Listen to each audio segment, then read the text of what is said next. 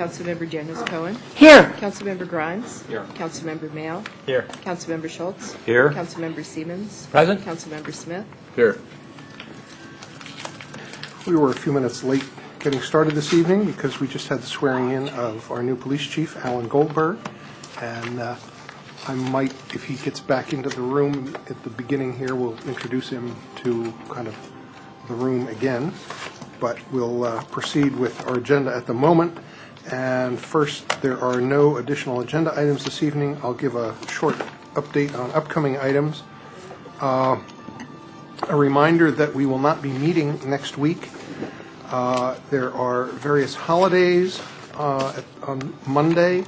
The acting city manager will be at the ICMA conference in Phoenix.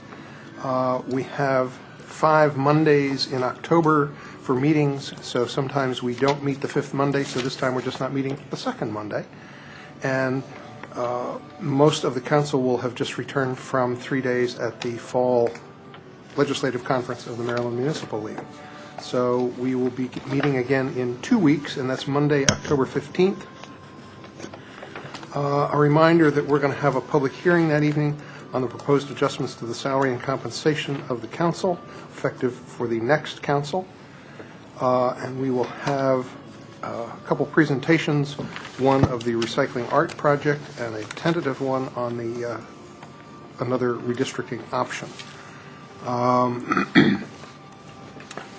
We will also, on the 22nd, have a public hearing on the New Hampshire Gardens permit parking request and a work session discussion of the Safe Grow Zone initiative. So that's just a couple of the highlights of upcoming agendas. Can somebody go out and tell the chief to just come in for like 2 minutes? And we'll... I'll send my aide out. Let me just also say that I saw some communications earlier today with people saying, oh, the council is going to discuss and decide tonight on the issue that's our last work session agenda item, which is direction to be provided to the city manager selection task force regarding residency and council role and department director hiring. We're not deciding anything tonight. What we're deciding is the direction that we want to provide to the task force. So I just want to make people aware of that in case they were here to testify at public comment about that item. We're welcome to do so, but realize that we're not deciding kind of the merits of that one tonight. Chief, I just wanted to have another chance to introduce you to kind of the meeting. So if you want to come up to the podium, and I'll say again, welcome to the city, and we're glad to have you here. And we look forward to your tenure here as chief. You came highly recommended. It was wonderful to see your all your friends and colleagues here as your support system. And if you want to just make a few remarks. No, I'm very happy to be here. It's actually a dream come true for me as far as being a chief on a smaller agency, and that I can get a little bit more personal with. I think that's the one thing that I missed working where I did for all those years on larger agencies. You don't have that personal contact as much. But I'm looking forward to working with everybody here and helping protect the citizens of Tacoma Park for the next 5-10 years, whatever it turns out to be. I hope it's a long and mutually rewarding relationship. We look forward to your time here, and welcome. And now feel free to go back out to your reception. Okay, appreciate it. Well, the air conditioning's on now. Yes, I know. We figured we'd put you under the microscope first and put a little heat on you and see how you did. So we'll now move to the public comment period in our meeting. This is an opportunity for anybody who'd like to make any comments on anything. Since we don't have any voting items this evening, it's on anything. And if you'd identify yourself, and please try and keep your comments to 3 minutes. My name is Keith Berner from Flower Avenue, a very proud resident of Ward 5. As you all know, I'm very concerned about the provisions currently under debate to establish by law a residency requirement for the city manager position and a veto right by the council over any candidate the city manager presents to them to fill department head vacancies. If the council's goal is to get a city manager in place who is in tune with our city and properly deferential to the council's authority in matters of policy, I say hear, hear. Just the same, it is clear to me that the provisions under debate will not produce the value you apparently seek and will cause so much disruption that the costs far outweigh the benefits. What are the costs? First, a rigid residency requirement ipso facto rules out a potentially large number of highly qualified candidates. A smaller applicant pool and a smaller pool of candidates we are allowed to consider accomplishes nothing more than to tie our hands. Let us judge candidates on their merits, give considerable deference to our desire that the person live here, but allow ourselves to select a non-resident if his or her qualifications are impressive enough. As for a veto right over department heads, this provision is both too strong and too narrow. In its sheer negativity, I'm rejecting your choice. Its strength is to undermine any potentially positive relationship between the council and the city manager. In focusing on only one candidate for a single position at a time, it fails to grasp a broader opportunity for true consultation and cooperation. The goal ought not to be to micromanage the city manager or express our displeasure with that person by focusing on appointments which are but one facet of the job. Rather, the goal should be creation and maintenance of an ongoing partnership and trust between the council and the city manager. The disruptive aspect of both of these provisions is that, as changes in the law and city charter, they will require a series of public hearings over an extended period of time. Further, these provisions have already proven controversial enough that the city manager task force spent our entire 2 hours debating them at our first meeting. We're not sure we can move forward with hiring as long as these issues are unresolved. And a suggestion by the City Council that we move forward as if the changes advocated by a current narrow majority of the Council had already passed and without regard for necessary public hearings is undemocratic. So what is the solution? Focus on governance, not law. Create a position announcement, a job description, and a contract that encourage residency and explicitly require the city manager to cooperate with the council in myriad ways, not only in regard to appointments. If we need to, create specific requirements for involving the council in consideration of more than one candidate for department head positions. Focus on inclusion and conversation, not a veto threat. And here's the key point. Use the powers the council already has to supervise the city manager to abide by the letter and spirit of the job description and contract. The city manager is an at-will employee. The council already has the means to supervise and, if necessary, fire that person. If our best efforts at creating the positive relationship fail through a job description in the hiring process and supervision, then let us look to the law. For now, take the threat of legal changes off the table and focus on the hiring process at hand. Let us not bog down in legalities. Let us keep our eyes on the prize, getting the right person in the job to produce the broader results we seek. Thank you. Thank you. Anybody else?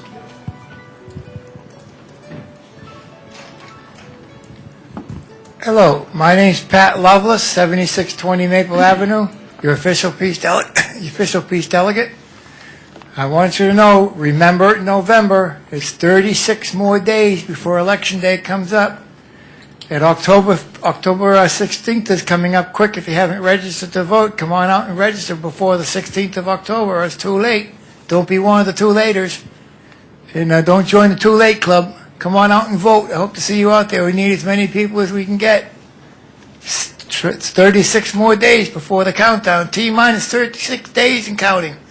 I also want to say, I want to thank Terry Siemens for taking part in the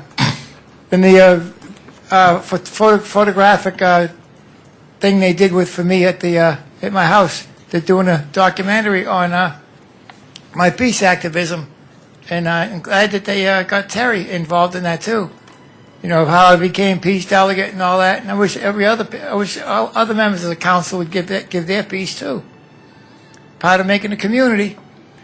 And also, I'd like to tell everybody out there, one person can make a difference, as you have seen. You've seen me do it many times. One person can make a difference. I'd like to see more people coming to the meetings here and taking part in their community activities. The public comment period is for all of us. everybody should be able to come out and take part in it. If you got anything to say about the city, whether you like it or dislike it, or you don't like the mayor, or you like him, or whatever, come on out and speak out. That's what it's for. Become active in your community. You will love it. You'll feel greatly rewarding to be able to help your city out. And helping your city out, you'll be able to help your country out and learn more about what's going on.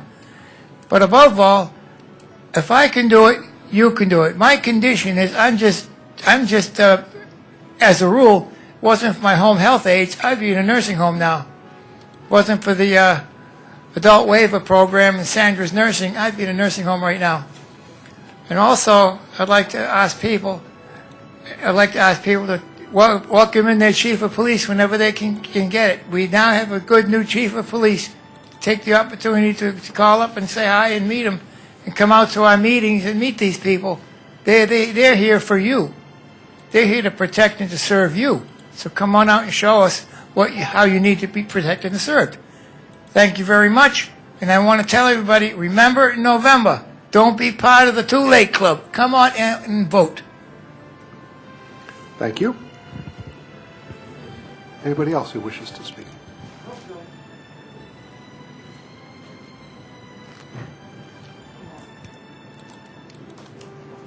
Hi, good evening. I'm Elizabeth Wallace. I responded to Seth's call, shout out to the Ward 1 about our opinions about the residency requirement for the city manager. I did say that I thought it would be a good idea. That doesn't mean that it should be somebody who's already a resident. It could be somebody who's willing to move to Tacoma Park. In my email, I mentioned, well, maybe we should have a house for the city manager, so that any housing allowances goes to an asset that the city owns. However, then I was just listening to the other gentleman, and if the city manager's an at-will employee, then you'd probably have to fire him and evict him at the same time. So I'm not sure that's a great idea anymore. I think it's important that the city manager really understand the city in a very intimate way. With if they have children, that the children go to the schools here. I think, or that they play in the parks here, that they park on the same kind of streets, that they have the same kind of problems that we have with electricity. I think empathy is really important, and I think Tacoma Park has prided itself on that kind of relationship with each other, and I think it's important that the city manager possibly have that. Maybe not this time, but maybe down the road, because we're kind of under a crunch to find somebody right now. For me, the most important thing for a city manager is somebody who ascribes to or creates their own customer service standards, as this paper from Richard Finn back in 2002 says that these are the guidelines that the city employees are supposed to follow regarding response time to the city residents when they make, whether they make a phone call, send an email or a letter, that this gave guidelines to respond within 48 hours for X or 24 hours for Y. And I think it's important that, based on my experience in the last few months with different requests for information or data, that that there be posted recommendations for responses of those employees to those requests, and which are communicated to the resident. And then if we don't get those answers in a timely manner, to say what our recourse is, or what's wrong, what's going wrong. I mean, we understand there's delays, but just let us know there's a delay, and then what's the new deadline. Because I've sat in the dark right now for a request for 2 months, and I think it doesn't look well, because some of the things that I request are things that people outside the city would also be requesting, so it's not a good reflection to people outside our community as well as our residents. Thank you. Thank you. Anybody else? Thank you all. We will move along to council comments. Most times I go last. This time I'll go first. I've got a couple things to mention. As I said earlier, most of the council will be going to the Maryland Municipal League Legislative Conference in Hagerstown this week from the 3rd through the 6th. This is the chance for the council and all of the members of MML to approve the legislative initiatives for the league this year and to talk about a lot of legislative items and potential items and how we're going to address those going forward. Don't forget the Street Festival this year, which is this coming Sunday, the 7th, from 10 to 5 in Old Town, and lots of music going on. I think there's 18 different groups and crafts and all kinds of things going on, so everybody always has a great time who goes there. The Street Festival this Sunday. Also, don't forget the following Saturday, October 13th, is the Tacoma Foundation Beer Fest, which is the fundraiser for the foundation, and that's from 4 to 8 at the Katie Lee Mansion. And I think you can still get tickets. You can probably walk up and pay as well. I wanted to also remind people that the following Sunday, October 21st, from noon to 5, there's the World of Montgomery Festival, and that's in Wheaton at the Wheaton Triangle. And there's going to be an international village featuring China, El Salvador, Ethiopia, and India. Music and entertainment, crafts, food, chefs from around the world, an international youth film festival, and lots of different things going on. And this is a big county-wide event, but being held in Wheaton. And the last thing I wanted to mention was the meeting I was at this past week, which was the quarterly meeting of the Local Government Advisory Committee on the Chesapeake Bay. One particularly interesting presentation that we had that really got everybody engaged and jazzed about it was a session on innovative financing for stormwater, and it was presented by Joanne Throw and Dan Neese from the University of Maryland Environmental Finance Center. Some people might recognize Joanne Throw's name. She's also in charge of the Sustainable Maryland Communities that we have joined. And the most interesting part of what they presented was an economic analysis that basically showed that for every dollar you spend on green projects related to stormwater, you basically get $6 back in added benefits going forward. And the economic analysis was really interesting, and it got everybody excited about the fact that making these kinds of investments, making these kinds of green investments, comes back to the community sixfold. So I just thought that was a very interesting presentation. And it will apply to a lot that we talk about with our sustainability efforts going forward.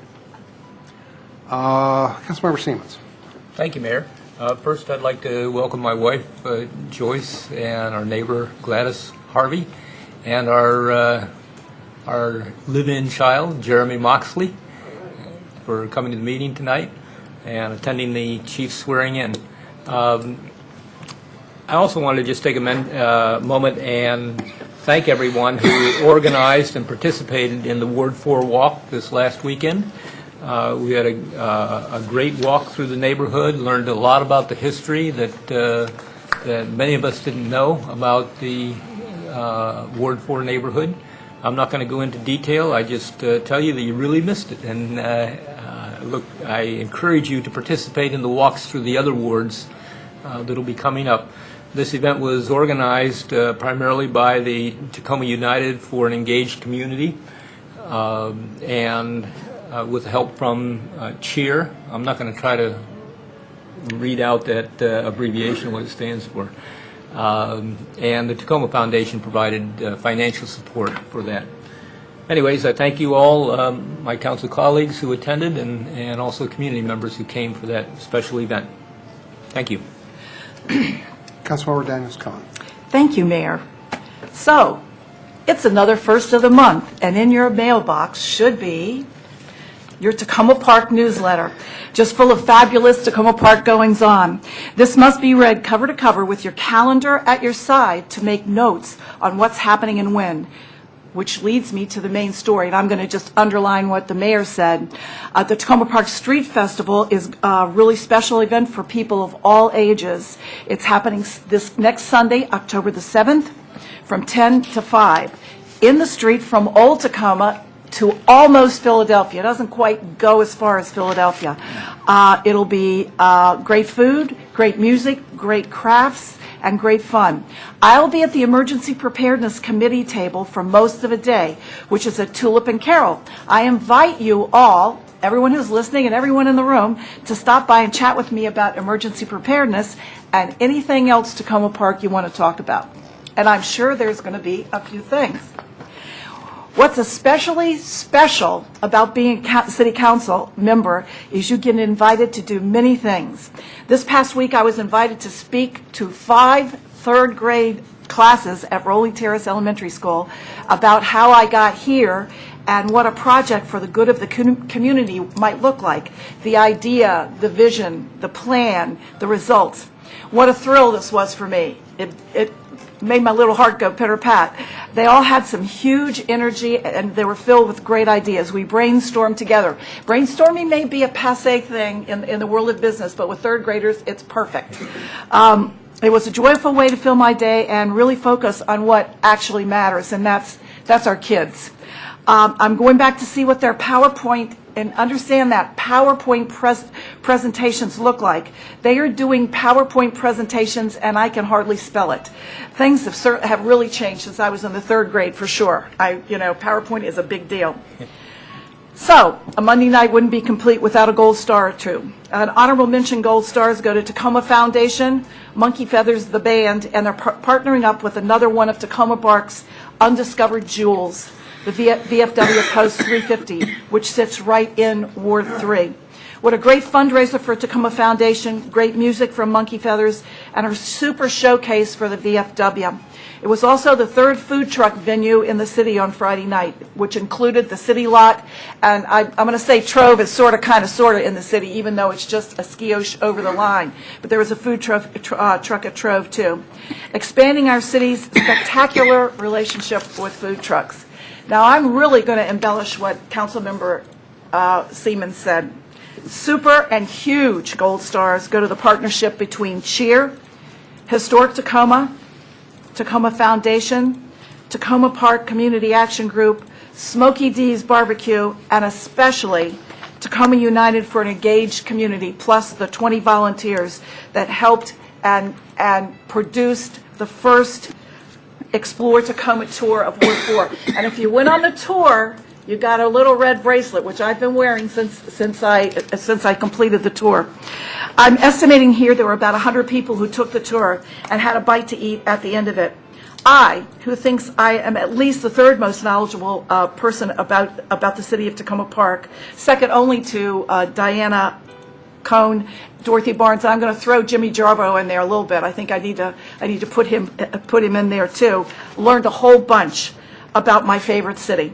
I had a really special time chatting with Ms. Marr, who I think is Lee Jordan's granddaughter, if not great-granddaughter or great-granddaughter. Don't get into this. Okay, all right. You're on your own. All right, I'm going to say. Me up. I'm not going to. I'm going to say granddaughter about where she played as a child on her hill at Geneva versus where my gang hung out on my hill on Sherman Avenue. What a sweet treat the whole day was. The same great group is partnering up and doing a Ward 3 tour on November 10th. So save the date. This is really an exceptional experience for folks of all ages. I'm repeating my last week's tagline. Savor your city and hold it close to your heart. It's a really special place to live, as there are so many wonderful and giving people around you. This is the kind of community that doesn't happen everywhere, and never, ever take that for granted. It doesn't happen everywhere. Thank you. Councilmember Schultz. Thank you, Mayor. I just want to comment in reference to the some of the in reference to the work session agenda item that's on at the very tail end of our agenda tonight, which I hope we can actually get to before it doesn't get to be too late. because I think it's really important, that I've been struggling with trying to come up with a way in which we can sort of have our cake and eat it too with regard to the residency requirement, the proposal, and the proposal for involving the city council in the hiring of department heads. And I'm not going to talk about that now. It's just that I wanted people to know that I've drafted an alternative resolution for the council's future consideration. We're not going to be deciding it tonight, obviously, because I think that there are ways in which we can achieve some of the goals that have been proposed, which I think are valuable goals, but do it in a way that will be much more expedient and more flexible to everybody that's involved. So I hope you will be able to pay attention to this. I think it's an important discussion, and I look forward to all the feedback that I can possibly get from residents, whether you're in my ward or across the city, to the proposition that I'm going to be talking about later tonight, along with Councilmember Mayle's proposed letter that he wants to send to the City Manager Selection Task Force, which is what the work session's about. That's all I wanted to say. Thank you very much. And I just wanted to add that one thing we forgot to mention is that this Wednesday, day after tomorrow, is International Walk to School Day. Right. And there are going to be a number of events in the city. I and any of my colleagues on the council are going to be up at the middle school first thing in the morning, I think between 7 and 8. And then there's going to be walk to school from this building to the elementary school, followed by walking from the Franklin up to Piney Branch Elementary. And there's going to be a program and a number of people, dignitaries visiting, and so there's an opportunity for anybody who wants to walk along to 3 different schools to join me on Wednesday morning. Well, Wednesday morning, Joyce and I will be walking Jeremy to Tacoma Park Elementary School, so we'll be joining you for that walk. Oh, good, and you can come early and go to the middle school, too. Okay, sounds like a plan. Also, we're fortunate that U.S. Deputy Secretary John Procari will be joining us. He used to be Transportation Secretary here in the state of Maryland. It's wonderful that he's going to be giving a special award to our Walk to School program. Good. And I'm going to be walking from the Franklin to Piney Branch Elementary School. Well, we'll see you earlier and do all 3. Perhaps. And I'll be walking my 2 children, as we do every day, to the middle school and to Tacoma Park Elementary School. I think if I got anywhere near my middle school son, he would not like that. Let's run to school day. I actually have the pleasure of a couple of the kids who walk from the Franklin to Piney Branch who want me to hold their hand all the way to school. Obviously not my kids. I think that's it for council comment. Does the city manager have any comments?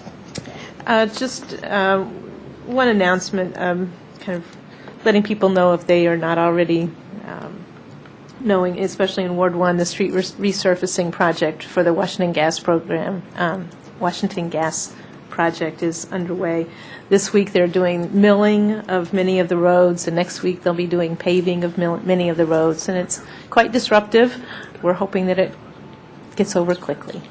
But on the city's webpage is a list of the various roads and segments and likely days that the work would occur. Councilmember Schultz, you have a question? Yes.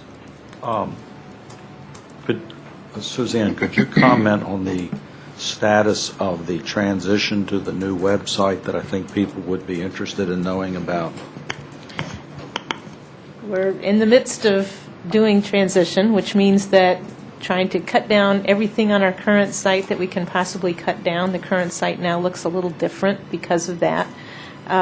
We're also getting the kind of behind-the-scenes things ready to go into the switch. we'll very soon have a link on the current page to the new one, and then we're just going to take the deep jump and go. I think it's going to be a couple weeks yet, but. Okay, great. Councilmember Mayo, you have a question or I comment? do. Just on that point, I would urge the city to invite one council member in, for example, Councilmember Grimes, to be an early beta tester, because that's a great opportunity to try to fix something before it happens. The second question I wanted to raise is, you mentioned roads. The sidewalk along Carroll Avenue, north of the college, that wasn't one of the sidewalks that was evaluated in the process that we went through a couple of years ago to look at ADA compliance of the sidewalks, I believe, because it's along a state highway. But I also believe that we have maintenance responsibilities for those existing sidewalks. There's a 2-block stretch, and I just wonder if you could find out for me what it would take for the city to evaluate that sidewalk and then figure out whether we can put it in our queue somewhere for work. I had received a couple of comments from residents and went and visited the sidewalk this afternoon, and it's great for a ways, and then it's, every square is broken into many pieces for a block and a half, and then it gets better About where again. is it? On It's Carroll? right from the intersection with Central. Is it Central that comes out? Between Central and then down toward Long Branch. Okay. It's about halfway toward Long Branch, so between Yeah, I'll Central check and into halfway it. toward Long Branch. Thank you. Anything else from the city manager? No, that's all. Okay, we don't have any minutes to adopt this evening, so we'll go to our next item, which is a presentation on the New Hampshire Avenue streetscape standards.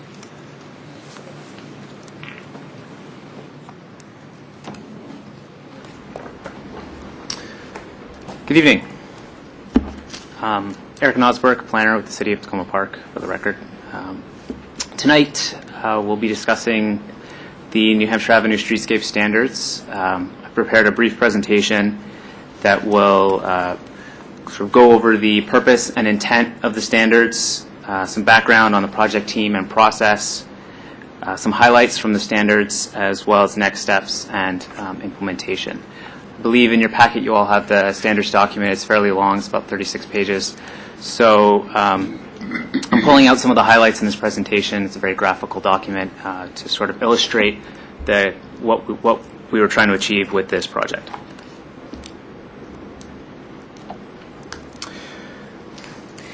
So the existing streetscape and furniture on New Hampshire Avenue is of varying styles and quality.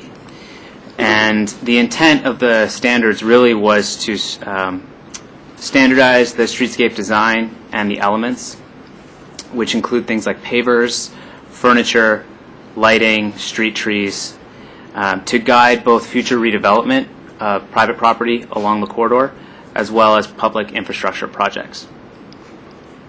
It essentially adds an additional layer of detail onto the corridor concept plan to illustrate the vision of that plan and how the concept of the multi-way boulevard might look. The approach that was taken was to consider the corridor as a whole for continuity, but also reflect some of the differences of the main commercial nodes.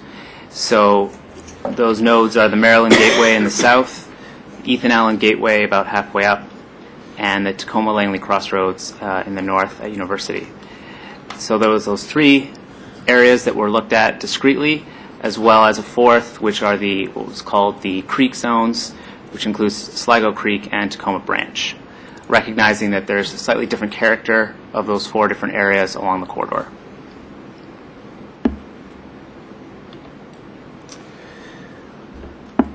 The project team consisted, well, actually, at first I should just recognize that the project was funded through the Metropolitan Washington Council of Governments Technical Land Use Connections Program.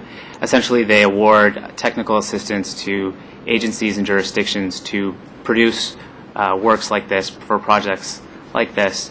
So it was nice. We were applied for this program and were awarded it. And the consultant working on the project was Ayers St. Gross Architects and Planners, and city staff from housing as well as public works contributed to the management of the project as well. The public participation included two public meetings, one in December, another one later in the winter, as well as stakeholder meetings with both State Highway and the counties. And we had a website that was devoted specifically to the project with regular updates from the meetings as well as outcomes from the meetings, and the link to the website is here in the presentation. Some of the things that we heard in those meetings, and the first one, were differences on the corridor and the identity of the various nodes.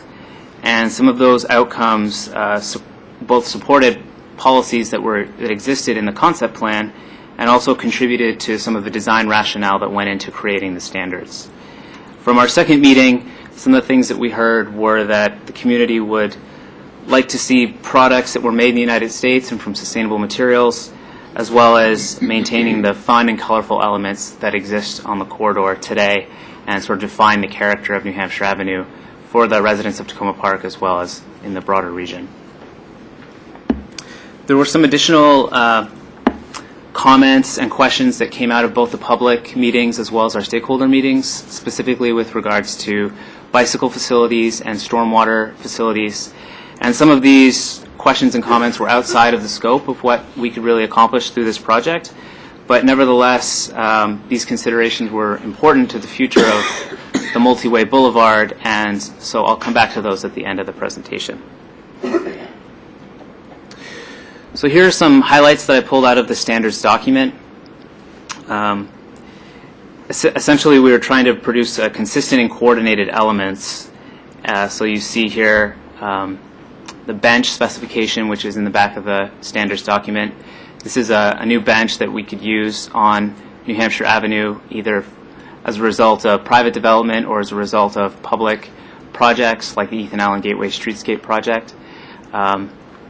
And the document is sort of broken into two sections. There are specifications as well as strategies. One of the challenges of this project was reconciling the long-term vision of New Hampshire Avenue and the multi-way boulevard, as well as the short-term needs of the city for providing guidance to developers and ourselves in terms of what we'd like to see happen on New Hampshire Avenue in a shorter period of time. So, for example, as we cycle out some of the existing furniture because it breaks or because it's worn down, the new furniture now we can pull out of the document. We have a standard that we can use for the corridor. So things like the bench or the planters are the standards. The image in the top left of some of the stormwater facilities are strategies, suggested recommendations of things that could be used in the corridor. The image on the right shows that additional layer of detail that I was discussing of how the multi-way boulevard could look using the standards. So we have things like the bike racks and benches and different pavers that are in the standards. They're sort of all working together here in these images.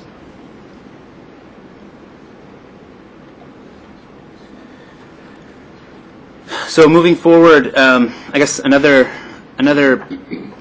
purpose for the standards is they were also intended to further clarify and communicate the city's vision for New Hampshire Avenue, not only internally but also for outside agencies, jurisdictions, and funding sources. And I think in that case, one of the early successes of this Streetscape Standards project is that, as I mentioned, it was funded by the Council of Governments, and we were recently awarded an additional $50,000 to produce a feasibility study for the multi-way boulevard concept for New Hampshire Avenue. And I think that the Streetscape Standards sort of showing the Council of Governments what the city has in mind for that corridor helped us win that award for moving our plans and projects forward. And so in that case, it sort of raises the profile of the corridor both regionally and to our neighbors and partnering jurisdictions. So the next steps are to there's a council resolution scheduled for October 15th for the New Hampshire Avenue Streetscape Standards. And once these become city policy, they can be used in the short term to replace furniture on the corridor. I believe you might have noticed, well, actually, earlier in the presentation, there was an image of a red bench that was sort of in poor shape. That bench is actually no longer there, but a new bench needs to go in its place. And so we can use the bench from the standards for that purpose.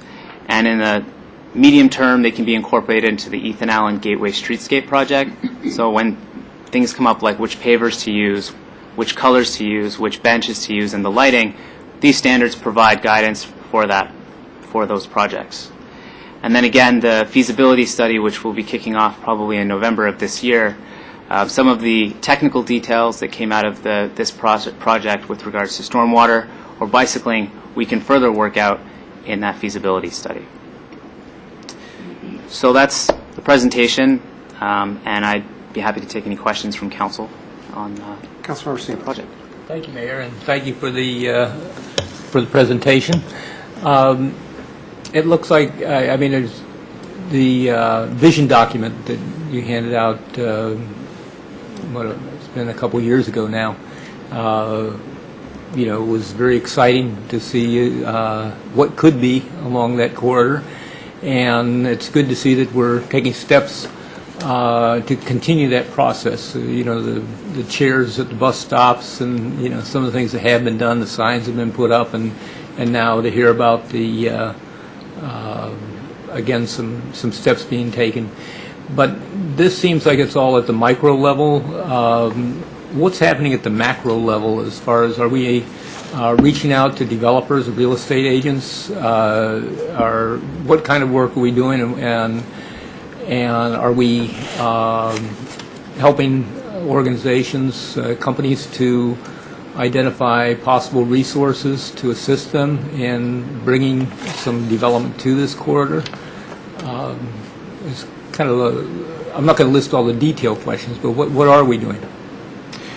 So, yeah, I mean, this project is looking really at the details, like you mentioned. So taking a step back, the feasibility study, which is mentioned here, is to sort of more of a macro approach. That's another planning study, because since 2008, when the concept plan was developed, some of the state regulations as far as stormwater and bicycling have been updated.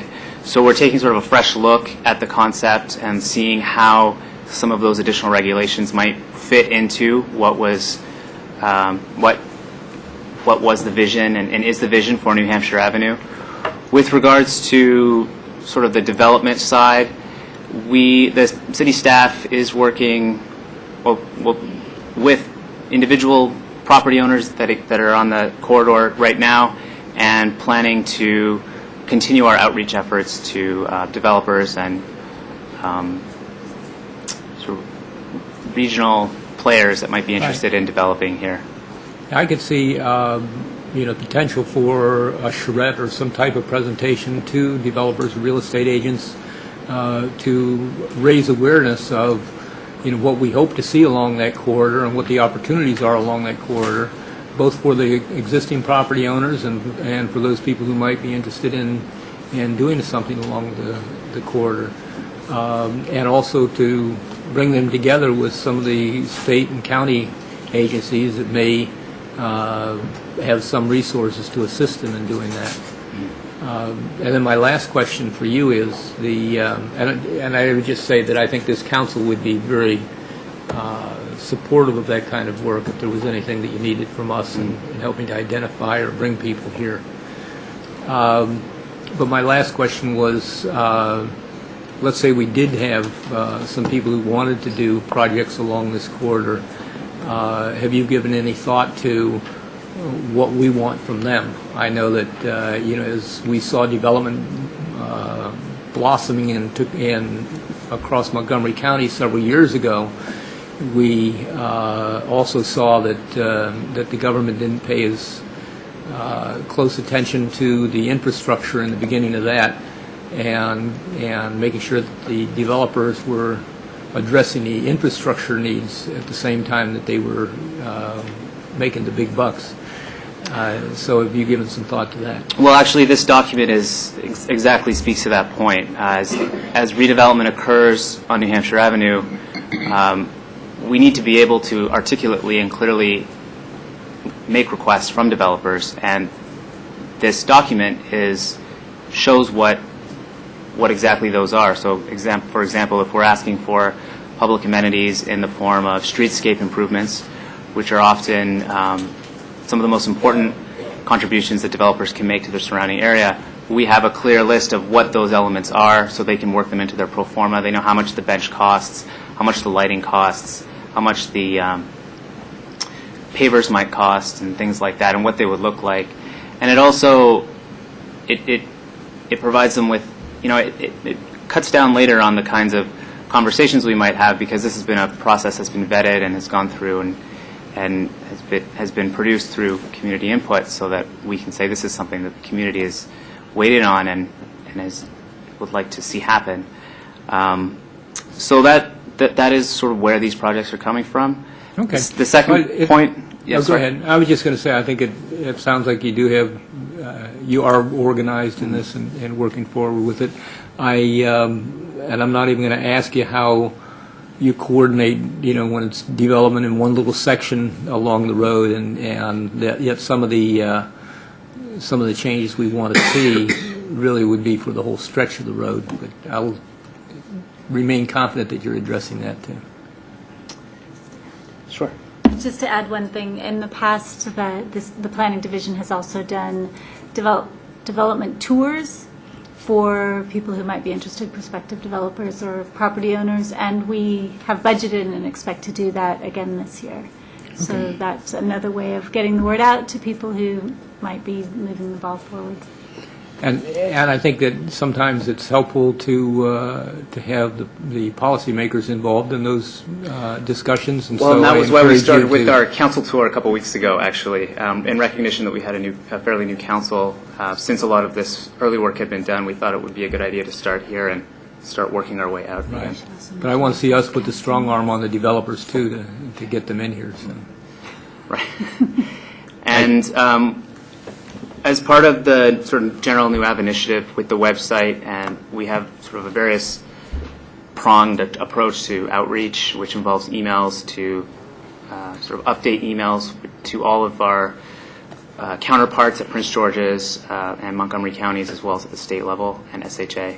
So we try to keep folks abreast of what's happening internally with the project, and the fact that we've received back-to-back funding from the Council of Governments is positive for us, because it says that this is a project that's important regionally. So through this project, we also have sort of a clear way of showing developers what we'd like to see happen, what the community would like to see happen on East Avenue. I still think that it's an unrecognized, fantastic opportunity for great growth, and I thank you for your work on it. Councilmember Schultz. Thanks for your presentation. And I also want to thank planning staff for the council tour a couple weeks ago. It was helpful, and I just regret that we ran out of time before we got to complete the full inspection. But it was, anytime you want to pick up where we left off, that'd be great. Quick comment on the sidewalk material, or crosswalk materials. I noticed thermoplastic and zebra stripes as suggestions, and I realize these are not definitive. There may be other options. But frequently, in my observation, for example, thermoplastic tends to get worn out. I noticed right here in Maple Avenue, where we've used it in some of the crosswalks, where the cars are, it just disappears. I don't know whether there's different quality grades in that stuff or not. Zebra stripes sometimes fragment and become, peeled up or broken, and ends up scattering bits and pieces of zebra stripes across the pavement. And then, I've seen inlaid brick, which tends to get busted up and become difficult for pedestrians to use.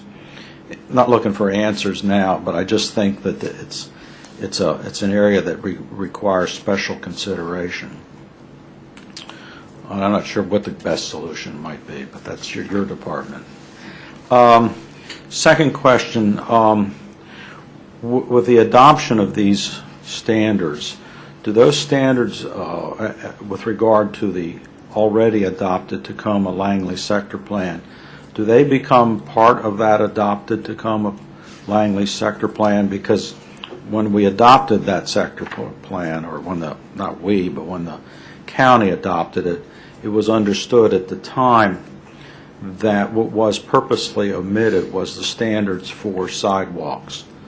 And is this going to remedy that, or is that still something, a separate task for the sector plan, as it would affect not only New Hampshire but around the corner on University? Right. For the sector plan, there's a hierarchy of street types, not just New Hampshire and University, but also some of the side business streets like Holton Lane and things like that. The streetscape standards specifically address New Hampshire Avenue, so they would fill that missing piece for New Hampshire Avenue. As far as the other streets in the sector plan, they could be adopted for that as well, but that would be another sort of step to take. Okay. The third and last comment was that I come out of a background in Arlington County where a number of public-private partners were set up in the Wilson Avenue Orange Line corridor. And one of the things that proved successful there was trying to create an organization comprised essentially of all the commercial property owners. Because what we found there, and I say we, when I was working there, was that sometimes the best way to get developers, and that this could be either the existing commercial property owners or developers who may want to acquire property and redevelopment if the current commercial property owner isn't particularly interested. Either one is that peer pressure and examples of work between and among the property owners and the developers is a hugely persuasive tool.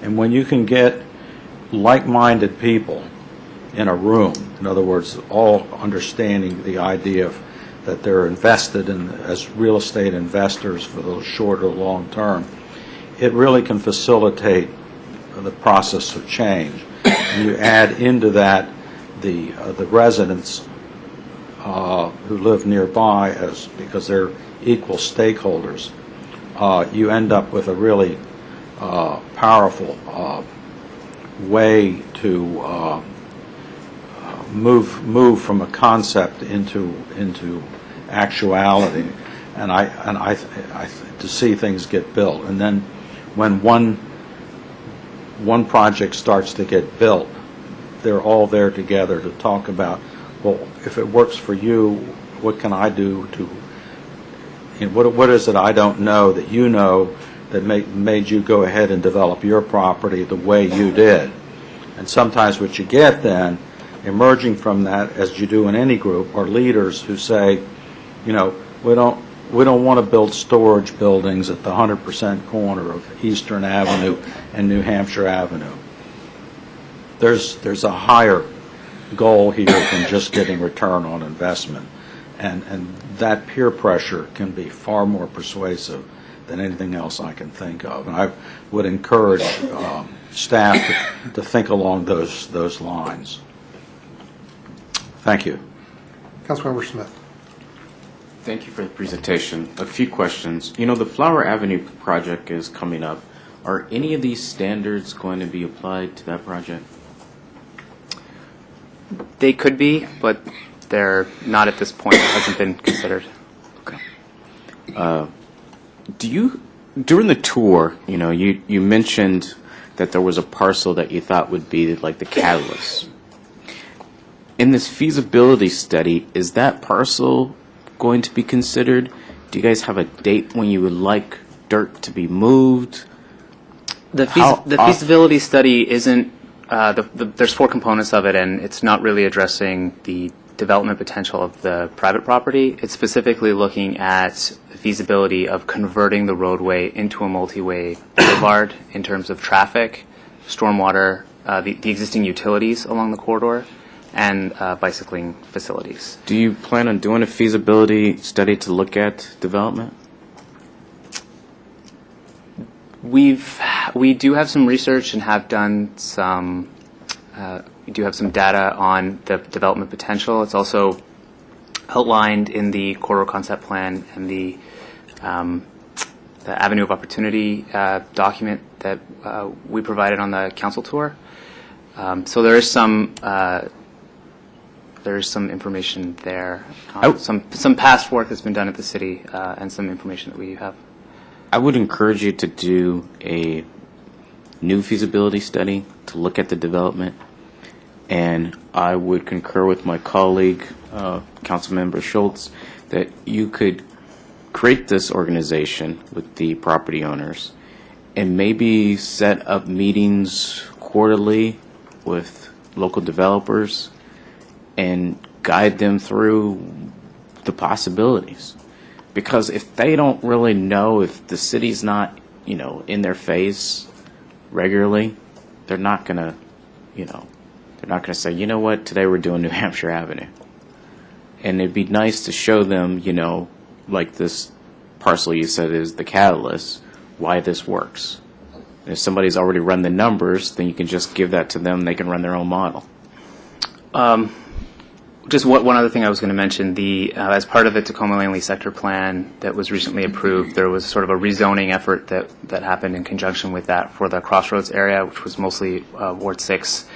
And so some of the potential densities that don't exist today that could exist in the future were part of that planning process. So that's just been recently approved. The actual map hasn't been changed yet. That process is to be, I guess, expected this winter, as well as the county's zoning rewrite process, which is also sort of a tentative process. So, when is that supposed to be complete? They're wrapping it up this winter, but sort of haven't committed to a date where they could say things would change. So. Okay. All right. Thank you. Sure. Councilmember Mayle, and I'd just also like to remind my colleagues that we have a fairly full agenda this evening, and I don't want to shut down commentary on this one, but we've got a lot still to do this evening. Thank you, Mayor. My comments are brief. Councilmember Smith mentioned the Flower Avenue, and I think to the extent that we think these design elements are attractive and suitable for the community, it makes sense to use them in two places. I'll just leave that comment as is. You mentioned some of the zoning rewrites and revisions that may happen this winter, may happen, and then the mapping that may go along with that. I'd be really interested in seeing, whenever the possibility exists to do so, of projecting what the potential, not who knows what the actual would be, but what the potential population growth would be of the Tacoma Park portion of any future redevelopment scenario along New Hampshire Avenue. And I just ask because one of the things we have to think about is the infrastructure that Councilmember Siemens brought up before, and it may be 5 years or 10 years or 15 years away, but we need to think about that demand on our roads and our sidewalks and our schools and our police force. So as that becomes more real, it would be really helpful to have that be one of the pieces that we hear back about from the department. Thank you. Councilmember Grimes. Thank you. I will repeat what you've heard already, that this is a very professional, nicely done piece of work. Both the process that led up to this and the product that you've shown here today. I wanted to pick up on something that Councilmember Siemens raised and that other council members have mentioned also. This is less addressed to you personally than in your role with the city than to the city administration in general, that it would be great, and I'll put a label on it, it would be great to see a marketing plan developed by the city, specifically figuring out who we want to target to bring in for development, and the effort that would be involved in reaching those potential developers. That could include some of the ideas that were mentioned here now, and you have plenty of your own, you and your colleagues, creating an extended business association and so on. The only other thing I will add to this is that as part of the marketing plan, it would be essential to have a retention plan for the businesses currently there, the many small businesses there, many representing significant ethnic and cultural diversity. We would hate to lose those businesses from the city.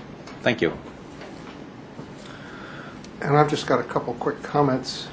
none of them in the form of a question. First is, I'll just note that it's nice to get this grant money from the Council of Governments, and it reminds me that I should say it's always nice to be a member of an organization where we pay dues and we get a number of things back, some of them intangible and some of them very tangible like this. The second one, I couldn't help as I looked at this, I was reminded of the New Hampshire Avenue, the whole the concept plan and the streetscape standards in juxtaposition to some conversation that we had last week about another item about another state highway. This one is talking about narrowing the street, calming the street, developing it as a more friendly place in Tacoma Park, and juxtapose that with the fears that were expressed last week about 410, about widening, that this shows that everybody is working on getting things to go in the opposite direction. The third thing I wanted to mention, at the meetings that I went to last week, one of the presenters was from Houston, and they were talking about how they marketed what they were trying to do in having developers do projects in Houston. For people who don't know, Houston is one of those places that has no zoning at all. And it was interesting to them that when they went to the largest, most traditional, most entrenched developers in the Houston area and in all of Texas, they presented their low-impact design criteria that they were looking for, and that essentially these people turned around their whole business model, their whole business plan, and were converts to the concept of low-impact design and designing streetscapes and designing buildings and doing all of this stuff that some of my colleagues were talking about in terms of how are we going to market to people. It struck everybody there as really interesting that in a place like Houston, the most entrenched traditional developers were totally on board and were changed their whole business model. And the last thing I'll say is I was glad to see the multi-space parking meters as part of this streetscape design. I've been looking for and hoping for installation of multi-space parking meters in Tacoma Park. I don't know whether along New Hampshire Avenue will be the first place, but I would encourage us to look at that possibility for a number of places in the city. So I was glad to see it in there. Thanks very much. Just would like to make one more comment in response to Councilmember Grimes.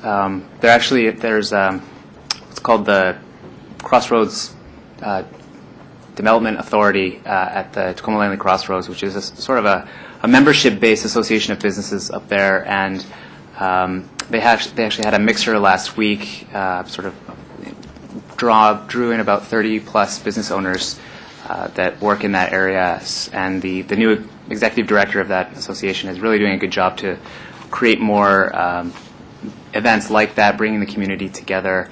And actually, as a result of a contact that the city we made at one of those previous mixers, there's going to be a small business symposium here at the city on next week, October 10th, in the Azalea Room from 11 to 3 on leveraging social media marketing for small businesses. And we're going to be targeting New Hampshire Avenue specifically to try and get some of those businesses in here to learn a little bit about that. Regarding the Crossroads Development Authority, thank you for mentioning them. Their geographic scope runs down to Sligo Creek Parkway. How far down does it go? Not quite. They run down to just on the south side of Holton Lane.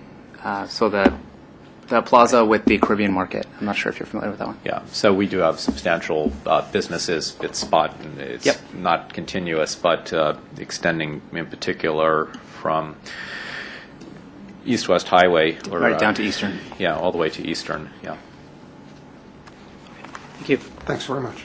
And we look forward to seeing this in 2 weeks.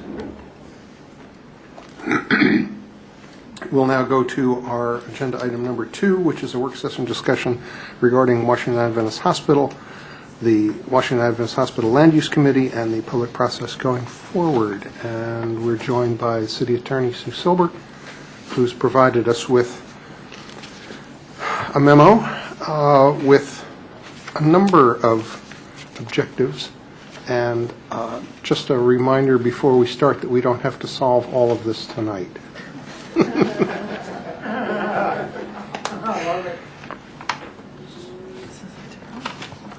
And I'll also point out that we're joined by a couple of representatives from Washington Adventist Hospital who are here as a resource if we have any questions or particular things that we need to find out. That's wonderful that you're here. Thank you. Our guests, of course, know very well what the background is, but just so the whole community knows, the hospital, of course, had applied for an application to be able to move to White Oak, and that was pending for a very long time. And September 4th, there was a recommendation by a commissioner named Barbara Gill McLean to deny that application. And then the hospital took the position that it would withdraw the application rather than appeal it to the larger commission. So we're now in a situation where there's no formal legal application pending. And in a way, it's time to take a deep breath and regroup and in some ways perhaps improve upon what's happened so far and move forward. And the reason for this item on the agenda is to see what the city can and should be doing in this interim period to get its own goals met, and many of those would be potentially in collaboration and cooperation with the hospital. And so there are various courses of action that are spelled out in this memo, which any of you could have in front of you. And we wanted to get feedback from the elected officials on those various courses of action. And they would then lead to staff activities, my activities in our office, and also the committee that exists called WALUC, which deals with the land use issues, and also the other community healthcare access issues. And perhaps together we can come up with a very valuable way of using the interim time until the hospital reapplies. We've been told by hospital officials that that's their plan, to reapply for their move. And there are just a lot of concerns that our community has that we would like to see addressed and to see further developed as a community. Mr. Mayor, how would you like us to proceed on this discussion? And let me also say that I forgot to mention that a number of members of the WALUC committee are here this evening as well. If you would like to kind of walk us through this memo, I think there may be some things that are fairly easy yeses or nos. There may be some other ones that are going to take some more thought, some more work, but if we kind of go through these, I think we can at least get our first cut at them. Sure. So I'm looking in the memo on this section 3, the possible courses of action, and we've identified a long list of things we could be working on. Let me say to the community that there's really, they seem almost like mutually exclusive goals sometimes, but actually they work very well together. Number one would be to plan along with the hospital to make it possible for them to move, but at the same time to ensure that there will be as much access to health care here in our community when they leave. And that was, they had originally called that the village of health care. And what was interesting is that the commissioner who wrote the recommendations from the report made it clear that she saw that village as an integral part of the hospital's application, and it certainly contributed to the Commissioner McLean's finding that the move up to White Oak would not adversely impact the community down here, but largely because there would be urgent care and primary care facilities for health care left in the community. So on the one hand, we want to look at how do we support that. On the other hand, the commissioner found that by actually the decision to deny the relocation was partly based on there being no real strong alternative about what it would look like to modernize the hospital here. It was called Option C that the hospital presented in its application was found to be not very realistic and very costly, and the finding by the commissioner was there really are cost-effective options that should be developed for modernizing the hospital here. So this competing demand is, one, what does it look like to relocate? And then as a community, we want to have a role, most likely, and this is a question for the council, in what would it look like if we modernized here? Do we have ideas and input on what we want the hospital to design or construct or propose for that alternative if they were to stay here? Because we had no role in that during the previous application. And now the question is, do we want to have a role in that kind of development and design this time? Again, what I want to say for the whole community, I think the council knows this, Commissioner McLean was not saying that she thought it would probably be best for the hospital to stay in Tacoma Park. She actually suggests that she thinks there are many problems with the particular site, both its size and the two-lane highways that lead to it, and the age of some of the buildings, maybe also the stormwater. There are issues that she was concerned about, but nonetheless, the hospital is told that it must come up with a cost-effective alternative model, and that is not yet in the record, or wasn't in the record in the previous application, but will have to be in the new application if the commission is to look favorably upon the move. So now going back to the list. So A, we said was a possible course of action would be to work constructively with the hospital to identify health services that should remain in Tacoma Park if the hospital relocates. Some of the issues there include choices between primary care and urgent care, and one of the things we especially would like to look at, hopefully cooperatively with the hospital, is the possibility of an emergency room, a freestanding emergency room. There are legal impediments to the freestanding emergency room because right now the legislature has placed a moratorium on granting any additional licenses to freestanding emergency rooms.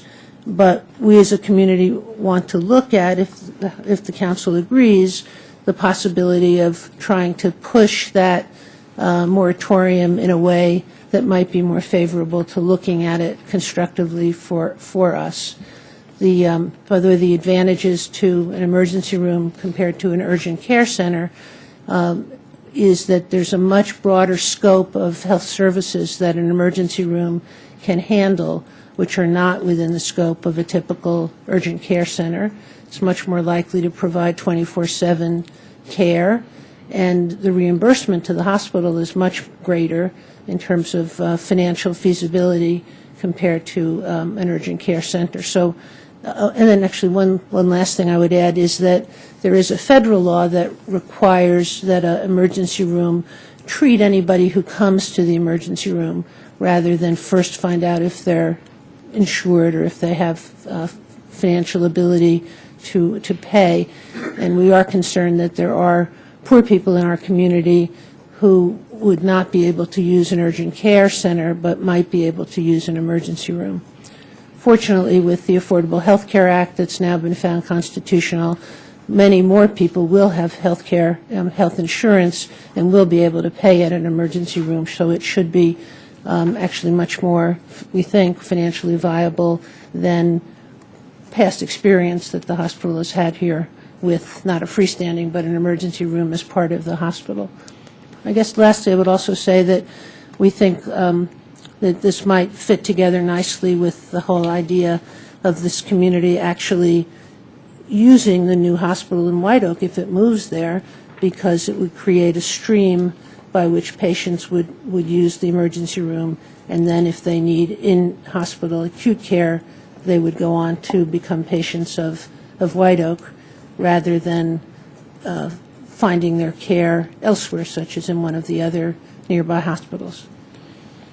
Sorry, Steve, could I just ask a clarifying question? I thought I remember us being presented at some point that the freestanding emergency room moratorium was somewhat of a de facto moratorium looking for the evaluation of the sort of pilot phase, and not that it was a sort of a set in stone. Am I remembering that totally wrong? Do I dream about this stuff at night? Is that my problem? No, you remember correctly. It's just more nuanced than that. There's definitely a hard deadline that there's a moratorium on these regulations.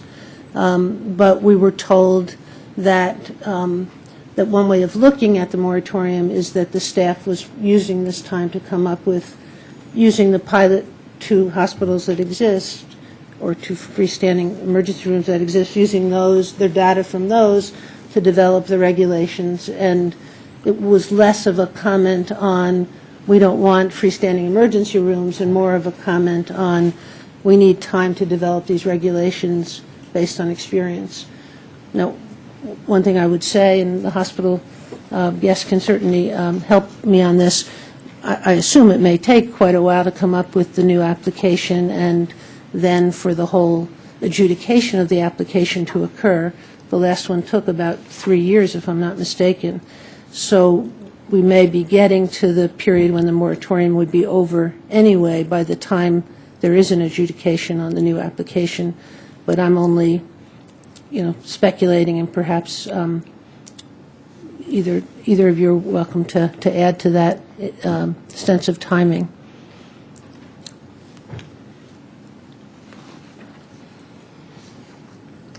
Hi, I'm Joyce Newmeyer, the president of Washington Adventist Hospital. I certainly hope it won't take that long, and I can tell you in our conversations with the commission, they don't intend that it will take that long either. I think nobody was served well by, it was actually 3.5 plus bit years for an application waiting in the wings, and they've indicated that that's not in anyone's best interest either. So we're going to proceed as quickly as possible, just for very practical matters, frankly. Joyce, while you're there, if I could just ask you, do you have a sense of whether the hospital might be interested in working with Tacoma Park on the freestanding emergency room approach for Tacoma Park? Well, I'll tell you exactly what I told the Land Use Committee the other night, and that's that we're absolutely willing to study it. I think we would have to prove that it was feasible to do, and certainly the moratorium affects that. At this point, we don't even know what the regulations would look like once they are actually in effect, and so we can't even do a preliminary study at this point as to what the feasibility of it would be. As to the long-term viability, we would just have to do pro formas and make some assumptions, and but we're happy to do that. So you'd be willing to at least study it with us? Oh, absolutely. Do you yet have a sense of whether the village concept would be similar in this next application, or are you still looking at what that might look like? Well, as I explained to the Land Use Committee the other night, there is more that we know today than we did earlier on in the application process. And before the record, and there were things that I learned even after the record closed, but before the recommendation was published. We know that there is much more space that the university hopes that they will be able to take advantage of. The university is growing and expanding rapidly. We have committed, and I believe I've actually used the word promised on several occasions, standing right here in this very place, that we will attempt 24/7 urgent care in whatever, whether that was urgent or emergent, as we just discussed. Whether the community will use it at the 24/7 kind of a schedule would remain to be seen. If they wouldn't use it, we'd have to cut back on the hours. But if it was something that was used and that people found a value, it's in our best interest to provide it as well. So we have committed or promised to provide 24/7 urgent care for a period of time that we have not determined what that would be, and we'd be happy to talk with you about that. But something that would be reasonable to see whether it would be viable in the long term. We also know that we will be continuing to provide inpatient rehab on this campus, and in fact are considering an expansion of those services because it seems to be a service that is widely needed in this community. We now know one of the things that we have opened on this campus is a wound care center, including some hyperbaric chambers there. And we no sooner opened it than it was full. And we now have to have folks on a short waiting list to even get into our wound care center. I realize now, looking at how quickly that wound care center filled up, there's no way we could move it. I mean, it's very, very much needed here. So we plan to leave that here in place. We didn't know that at the time that the record closed because we just didn't have those results yet. So we know we would be leaving radiology. We would be continuing our services here with laboratory and don't know exactly which modalities. That would depend on the level of urgent care that was provided here. We know that we have primary care practices. Since the time the record closed, we have employed both primary care and specialty care on the campus. So we know that we would maintain a presence on the campus with those specialists as well. So there's a lot that we do know that that would be different from the picture that was painted before, simply because we've had more time and more ideas. Do you have a sense of when you might file the new application? I can probably better answer that in another, I'm guessing, month or two. I will tell you that we're shooting for sooner rather than later. The other concern, I appreciate your being here, and I didn't mean to turn this into a questioning of you, but obviously one of the concerns... I'm not for it. It's okay, Sue. Okay, thank you. One of the concerns that the Commissioner raised was the sort of lack of a business plan for the village or the lack of a financial plan to show how it would be financially feasible. Do you feel that you've got an approach this time that will do more of that? Oh, absolutely. I mean, I will tell you, and I've told the mayor this and several of the council members this, I don't think we did a very good job of explaining our vision for the village. I guess I can lighten that up a little bit and say that we certainly could have done a better job and have a lot of ideas about how we can do that differently the next time around. Another goal, I think, in this list of possible courses of action, you have a copy of this? I do. Was the idea of some direct work, we call it negotiation, but it could be called a consultation, where outside of the official formal adjudication process of the CON, we might, as a city, might work with you to, to come up with joint goals, perhaps, and maybe joint implementation ideas. Are you interested in working with us in that type of a vein?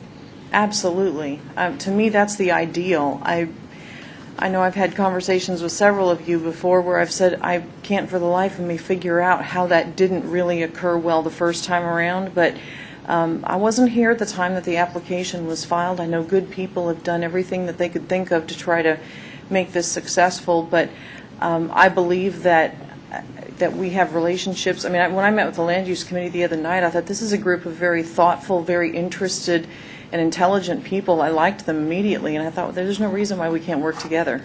I feel the same way about the council, certainly about the city manager's office. So to us, that is the ideal. I prefer that by far. One of the most... I'm sorry. I just asked real quick, are there going to be ongoing meetings with the Land Use Committee? We told the Land Use Committee that I am available at their service, and so, I don't want to barge in on every one of their meetings uninvited, but I'm willing to meet with them at their request on their schedule and look forward to that. What I was going to ask you about is probably one of the most sensitive issues, which is the development of some kind of modernization plan here in Tacoma Park that would be the best possible one that you could come up with. I wondered whether you were interested in working with the city and our staff or in consultation with us. As you know, the record was full of statements that the community would basically obstruct any efforts to, to get the right kind of land use plan, and that there was this history of conflict. And I'm just wondering whether that, too, is something that we could try to reopen as a joint venture. Sure, we can absolutely discuss that. I will tell you, I've worked in healthcare administration for most of my professional career. And I'm going to admit to you right off the bat that I am pessimistic about a financially viable plan to do that. Part of that is because of construction that has been in place over the years at that hospital that no longer accommodates modern medical facilities, about what it would cost to literally blast out all of those walls and stop providing patient care while we did it. Yes, the issues of traffic and medical office buildings, those things are all very, very real. The fact that we are in a very, very space-constrained piece of land is definitely a problem. But that isn't all of our problem.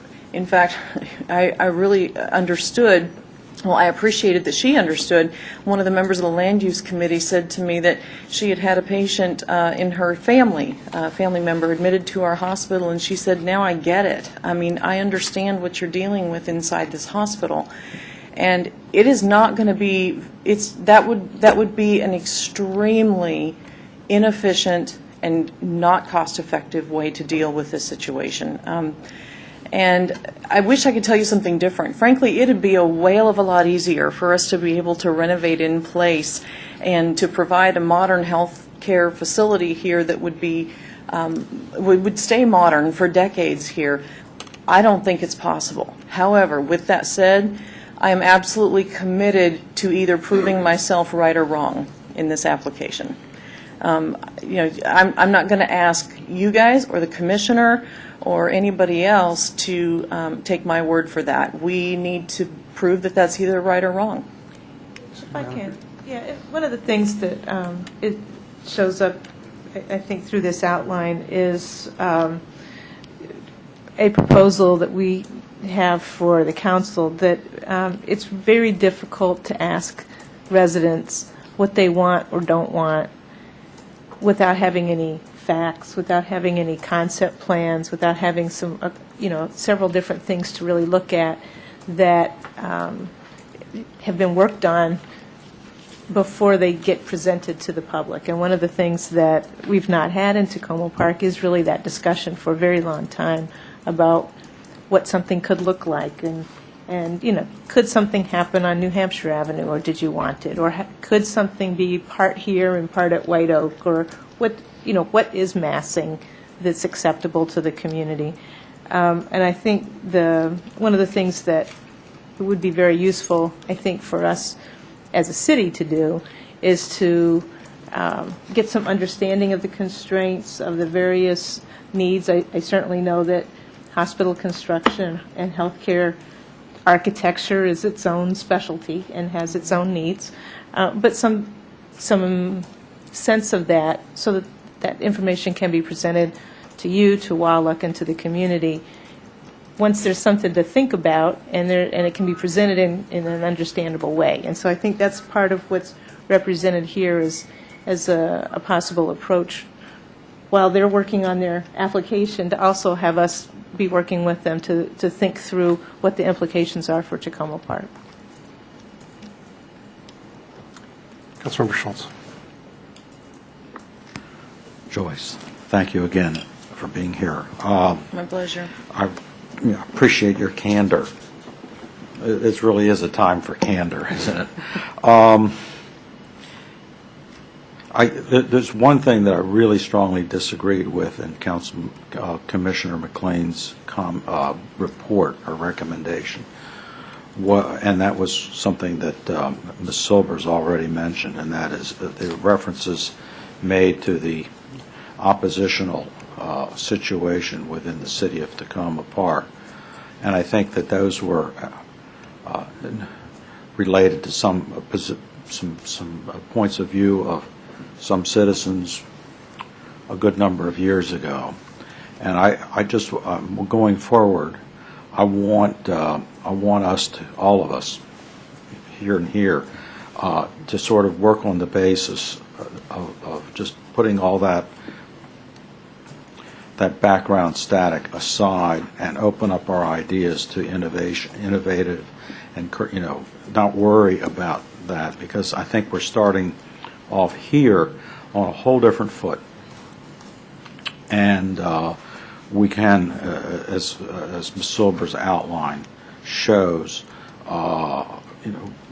consider all kinds of possibilities, and I just want that to be kind of understood as sort of that there will be a spirit of cooperation.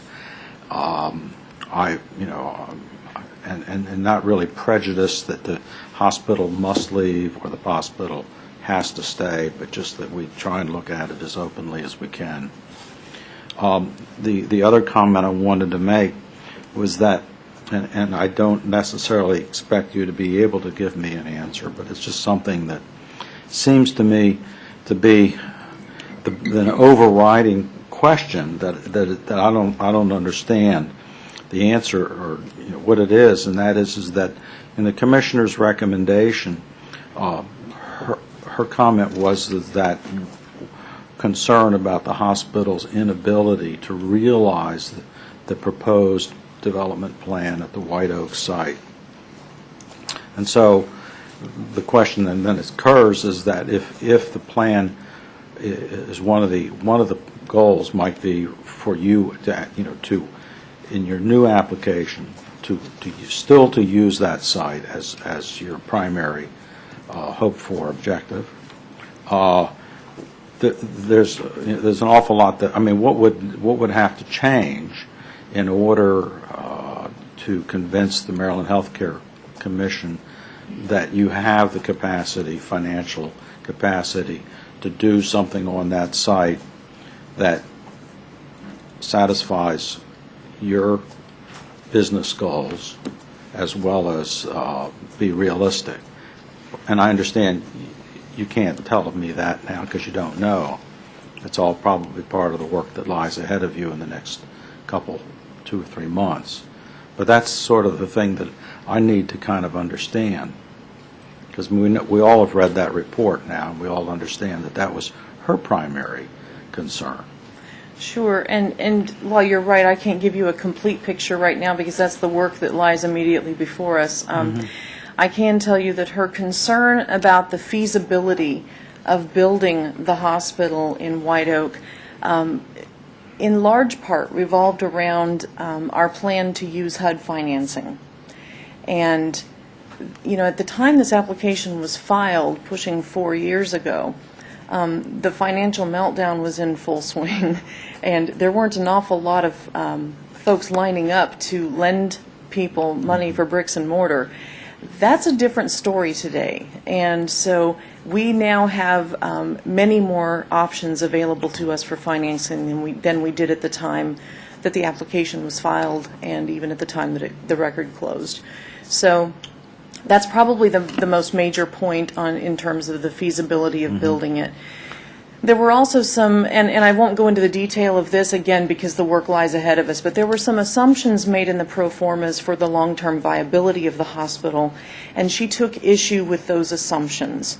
And we believe that there is solid basis to rethink those assumptions, and that would result in a very different pro forma the second time around. Oh, okay.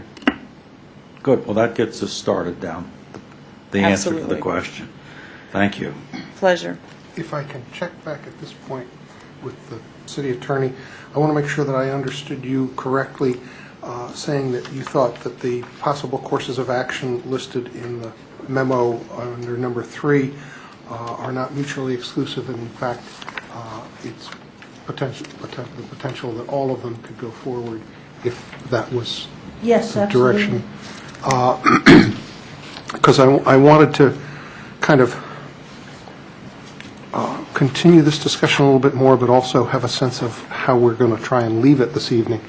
I think it would be good to kind of see if the council is agreeable that looking at all these possible courses of action is the way that we want to go.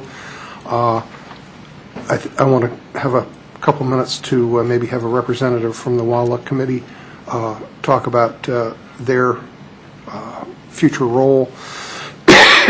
And we have number 5 in the memo about staff and financial impacts. And what I wanted to say about that was, my sense was that if there are some staff and budget impacts for us to consider, was the acting city manager pulling together these items for our kind of larger halfway through the financial year budget discussion in January that is getting to be a wider and wider discussion. Do you want me to address that? Yes. I don't know. I think that it would have to be addressed actually before that time. Some of the items may be able to be handled not with city funds, and that's something we're investigating. There's some other methods, perhaps in conjunction with park and planning. I think sometimes you just have to suck it up, and so there may have to be some staff time devoted to this just because it's an important part of our community. We do have, the resident survey is budgeted for this year. There's some opportunities to use that as a mechanism to get some data that we may find useful. Need to look at that a little bit closer, but that is in the budget.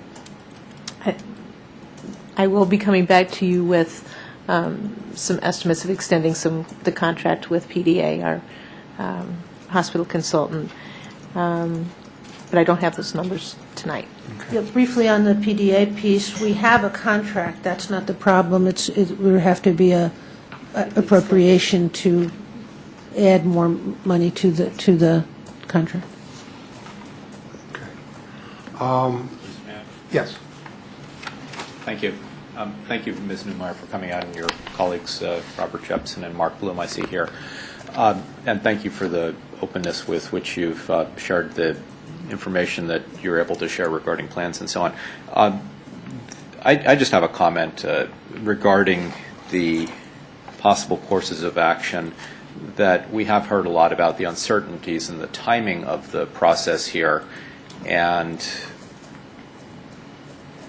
things are not going to be immediate, but then again, when things do happen, when there are filings or reactions and so on, you want to be prepared for them, but it can be a waste of time to have prepared too early and to find the circumstances have developed in a different way, in a different direction from what you're prepared for. So in discussing the possible courses of action here, I do hope we would discuss the best, the earliest, the latest timings of each of the courses of action, and try to translate what is a list here that could get augmented or cut in some way. Try to translate what is a list here into a plan.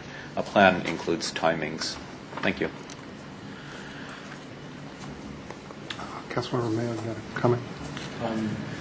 Unless anyone wants to respond to Councilmember Grimes' comment. Go ahead. Well, no, I don't want to, unless anyone else wanted to respond to it. I just wanted to respond briefly, which is, I think, of course, that is the next step. The question is whether the council agrees that this course of action in its entirety is a good plan, and then we would get into scheduling and prioritizing. It seems clear that we agree that that a course of action, including many of these points, if not all of them, is indicated. That seems to be no one has said not. I know I have some that I marked as higher priority than others, but I wasn't necessarily eliminating. Prioritization is part of planning, too. Councilmember Mayo. Yeah, just affirming what Councilmember Grimes said, I'm fine with this general course of action. The question that I just want, respond to me if it's not the case. If this document is clear enough from the city staff's perspective, from the city attorney's perspective, and from the hospital's perspective, that you all understand where we would be heading if we gave our blessing to this, then I'm good with this. But if it's not, then we should do more work. My feeling is that we put this together relatively quickly. I think that it's it could be broad, or it could require lots of work. I think if there was something here that was causing particular areas of concern, or that would be useful to know. Otherwise, I think we need to refine it for you and for us. And I imagine that the hospital might want to reserve some of those comments until I've had a chance to study it a little bit more since they picked it up when we started this discussion. I will tell you, yes, I haven't read it all the way through, and so I probably should reserve most of my comments until then. I will tell you, this seems like a reasonable place to start a discussion. I mean, I don't see any surprises or anything that would cause me to say, no, we shouldn't enter into these discussions, not in the slightest. Thank you, Joyce. Mayor, I was going to say, if anybody has prioritization, it sounds like you were marking things up, maybe after the meeting, please email, tell us what some of those thoughts are, because as the city manager said, this is all very, we're just getting started on this approach, and we want to make the best use of the time that we have with your help. May I make one more comment? In response, Councilmember Schultz, I really appreciate the spirit of openness, and we don't have time not to be candid. It's just a waste of everybody's time if everybody comes with hidden agendas, and I hope through this process that you'll find that we have nothing to hide from you. That's absolutely the fact, and look forward to working with you. I would prefer that we come out with a solution that we all, or at least recommendations, or at least a direction, if not solution, that we all at least feel good about, even if it wasn't our favorite thing starting at the beginning, but that we do so in a way that we believe we're doing the very best that can be done for the health care of the residents in this community, because we do care about that. We've cared about it for 105 years, and would love to for another 105 or more. So thank you. Does one person from the WALA committee want to make any comments at this point?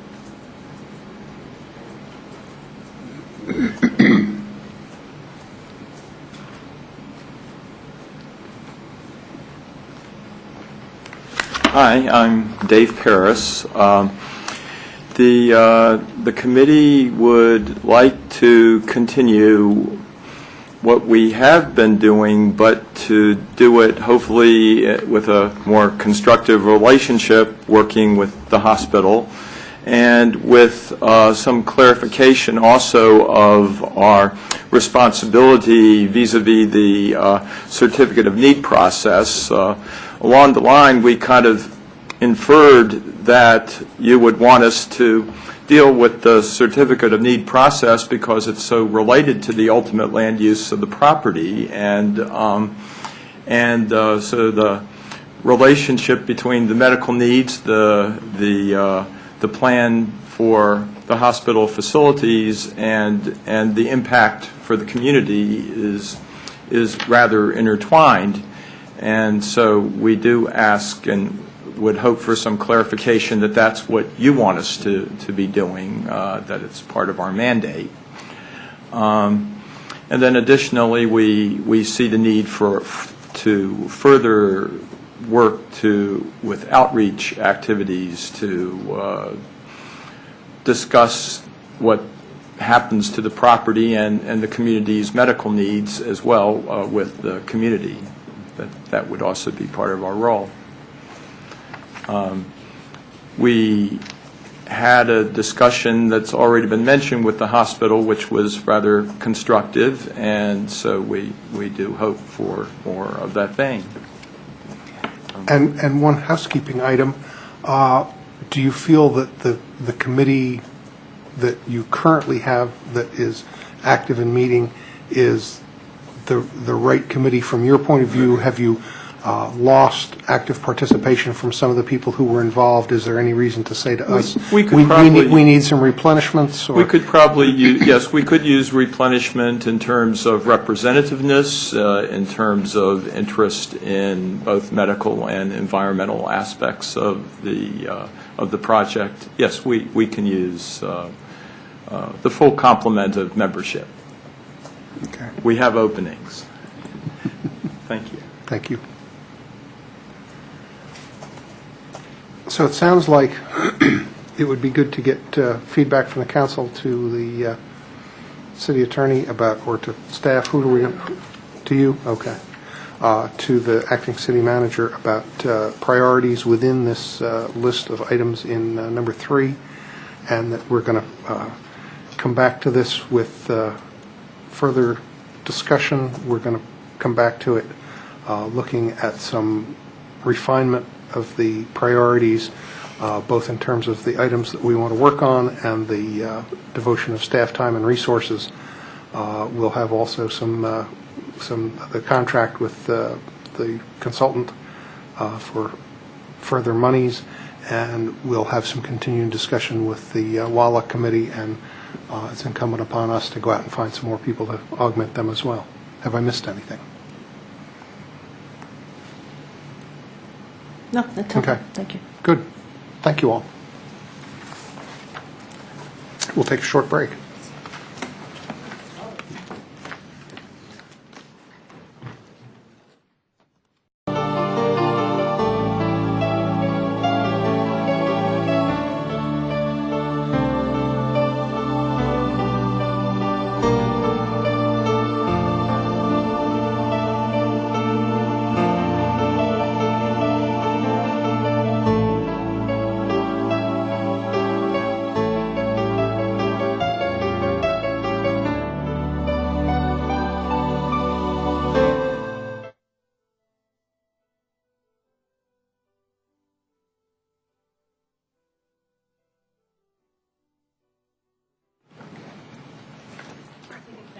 Okay. This item basically is just more for your information and to let you know that we're still trying to think some of this through. We had Ken Sigmund from the City Attorney's Office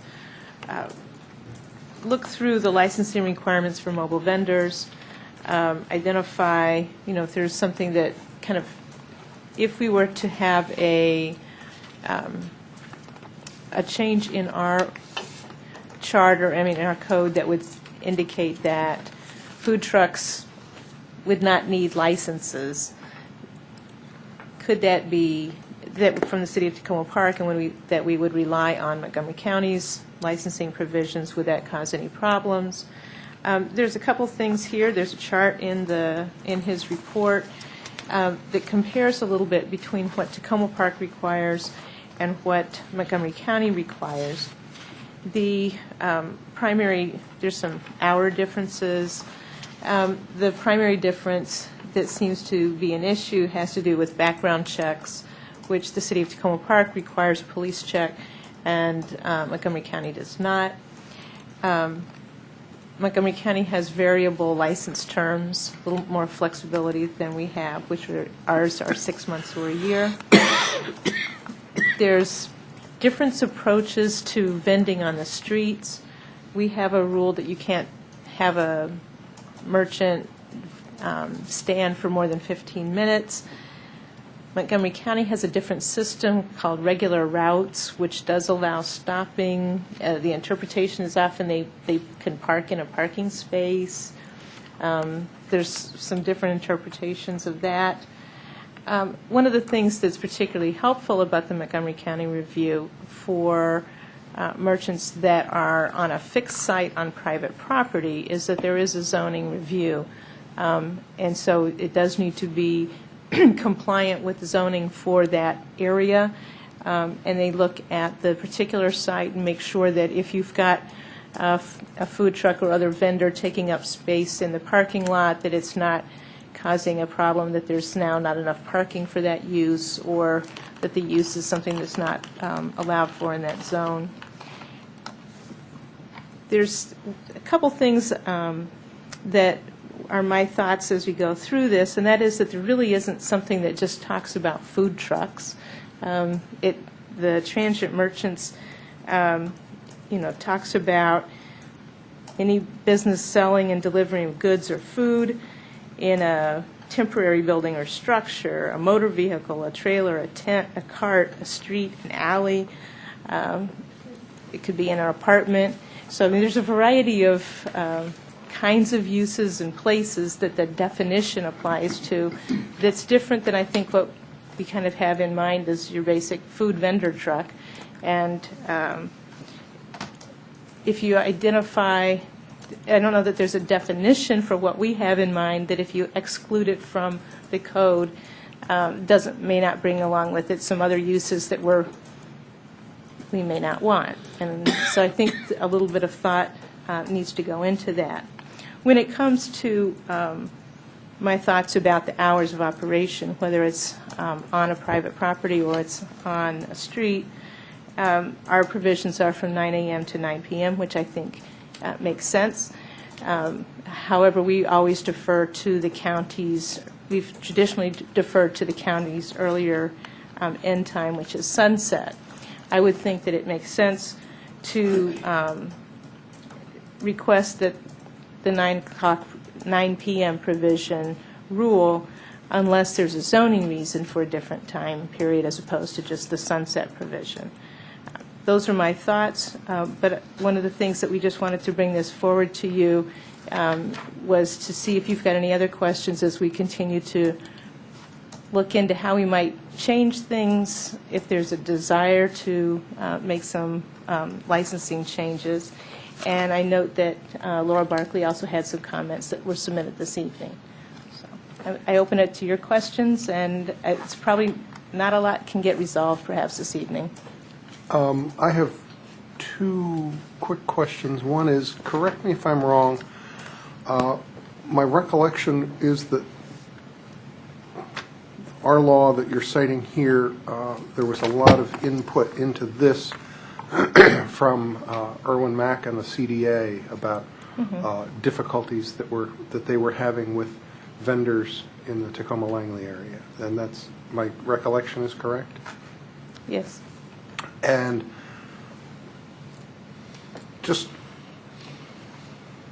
reiterate for me again, I want to make sure that I'm clear on the kind of the impetus for considering this now. I want to make sure that if we have a particular issue that is that was the reason for us coming back to this now, that we have a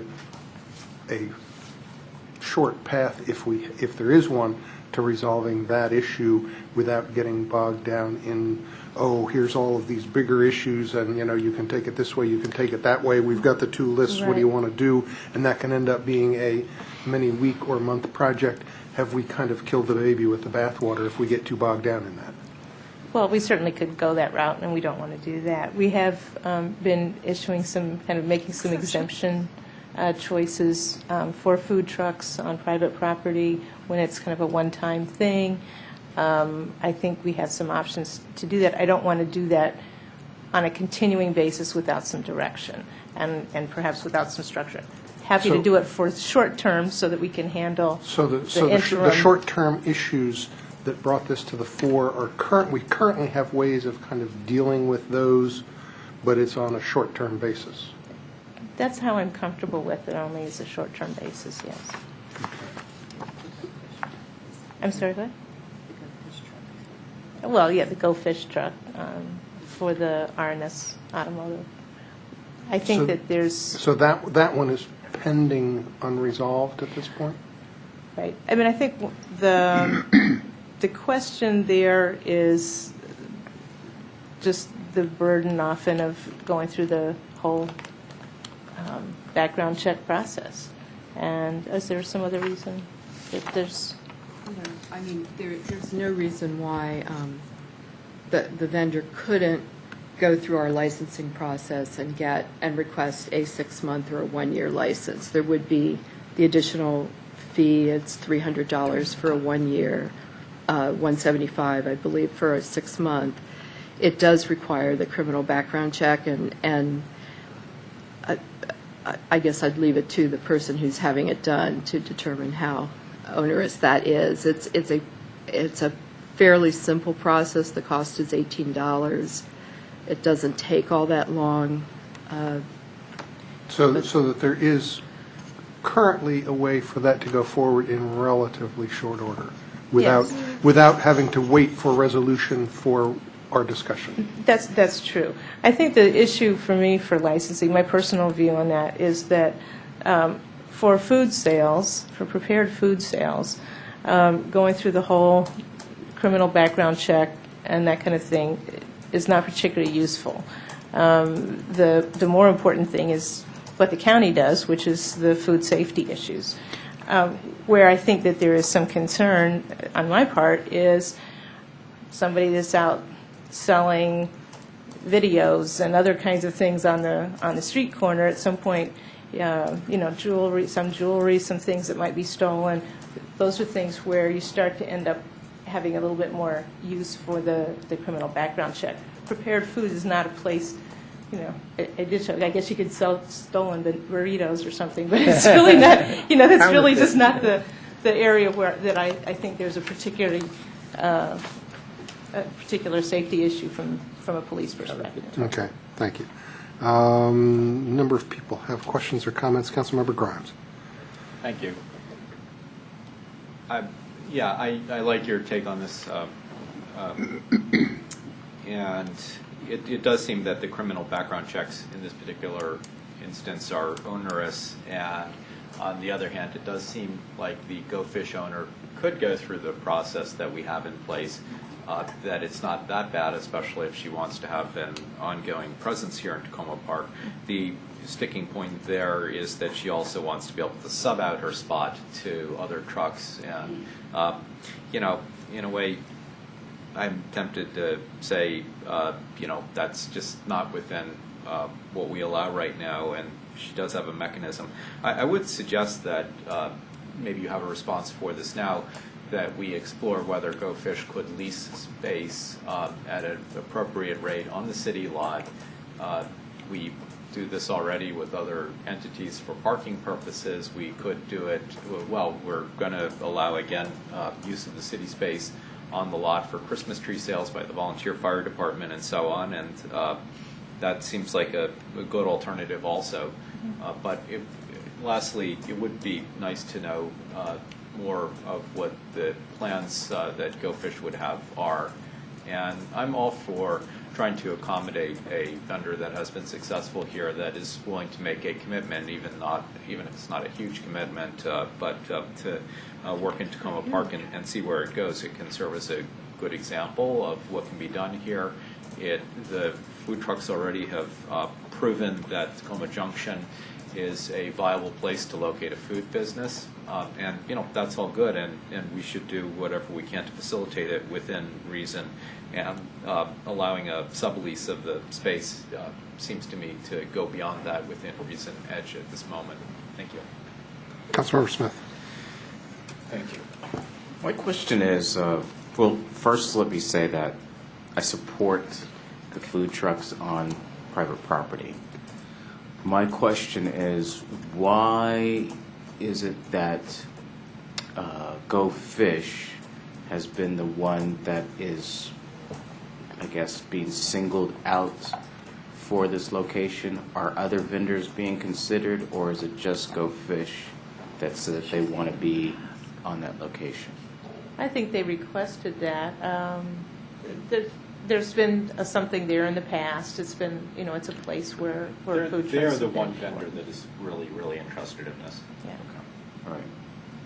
You'll recall that the falafel truck was there before. Right. So the property owner is willing to make arrangements with vendors.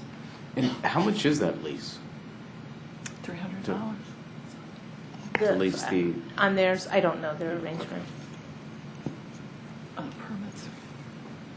Councilmember Daniels-Cohen. Thank you, Mayor. I really appreciate that the city's been giving some exceptions to the food trucks, of course, lobster rolls. But I know we can't go forward continuing to do that. My question is, when we do the festivals, all the festivals, is that all exceptioned, or do they have to get some kind of a permit? The street festival, the jazz festival, even all the vendors, it's all exceptions?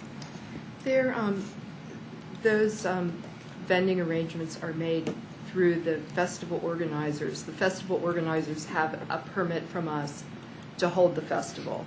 And as part of that, then they're making the individual arrangements with the vendors. We don't get involved in that at all. So that's the 4th of July and the Jazz Fest. Jazz Fest and the street festival in the So they have to be licensed by Montgomery County, and Right. have their food license, but we don't get involved. And that license is a health department license for Montgomery County?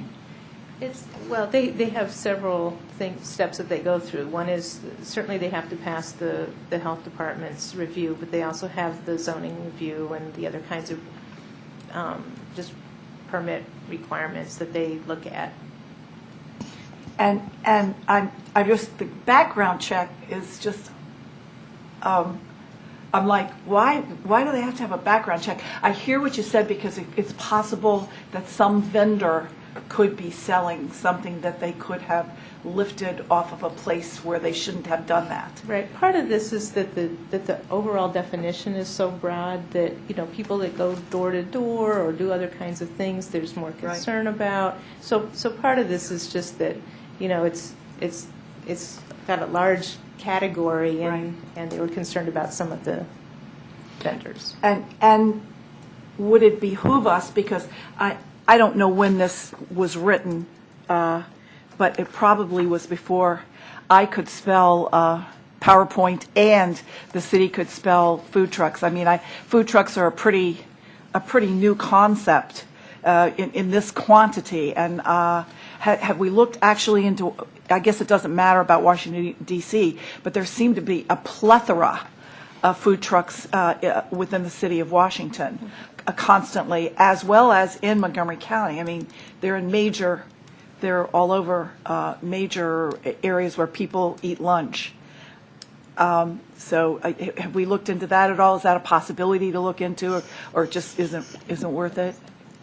Well, we have a sense of what Montgomery County does, Yeah. which is these vendors are, but in terms of the district, I don't think we've researched what the district is doing. I understand Baltimore is doing some interesting things, but in terms of working within because we are in Montgomery County. Right, just staying with Montgomery County. Looking at what they do, and these food vendors have what's called a regular route license, which is traditionally what an ice cream truck would have. Right. Going around. But the food trucks have that license, and they, although it doesn't seem to really be permissible under the county code, the practice is that they pull into a legal parking space and vend from there. Pay the So- quarters and just stay there, right? Well, just if it's a 2-hour meter, they can stay for 2 hours. Or they go on private property at the owner's invitation and sell from there, which is something they really like to do. And the county doesn't, as far as I can tell, and I haven't yet been able to talk to someone at the county Yep. about this, but the county doesn't distinguish between, they can go on private property temporarily to sell at the permission of the property owner. It's different from the site-specific license where the zoning comes into play. Like what the falafel truck was doing when Mr. Dooley invited them to be on his property. Right, or the pupusa truck. Right. Right, at We the have gas two. station or wherever Right. that one is. Yeah. Okay, yeah, because of course, I mean, it's pretty clear, I actually support this happening in Tacoma Park, and I think part of the reason the Go Fish truck was interested is because they don't just sell prepared food. They also sell, they also sell food that can be prepared at home. They actually sell fish products. And I mean, this is all hearsay. I haven't ever talked to her, but they might even be interested in opening up a brick and mortar facility within the city, and maybe even at the junction. So, that's pretty. And just last week, I think there was also a food truck at Still Point last Saturday. Am I correct, or was it the week before? Was it Saturday? It was one day plus on the city lot on Saturday, plus the 3 venues on Friday night. The Trove venue not being within the city limits, so in the District of Columbia. Thanks. Thanks for doing the work. We'll pass that along. I think, my feeling is that really the food trucks should be kind of a special category. Right. I think it makes it's easier to comprehend and manage. But I would like you to give some thought to if there are some other kinds of vendors that fall into this transit merchants category that we would also want to somehow take out of that list. And if there's something else that we should be investigating, I'm happy to go forward and ask the Attorney's Office to do something special with food trucks. But if there's some other thing that we want to ask about or investigate, I'd like to know that. But even like the Art Hop, they get, because all the art is in different venues throughout all of Tacoma, Main Right. Street, It's one Tacoma. thing if it's a special event. That's a It's special another event. thing if it's a regular kind of okay. activity. Councilmember Mayo. Thank you. From my perspective, I'd prefer we spend as little time in this issue as possible while making it as easy as possible for food trucks to continue operating at the junction. As Councilmember Grimes said, I'd actually prefer it to be on the city lot as opposed to on private property. My experience in that of a number of constituents who have sent me correspondence about this is that they found the gas station site less accessible, less visible, harder to park at, less safe to get to, fewer options in terms of seating, fewer options in terms of, the things you can buy from the co-op.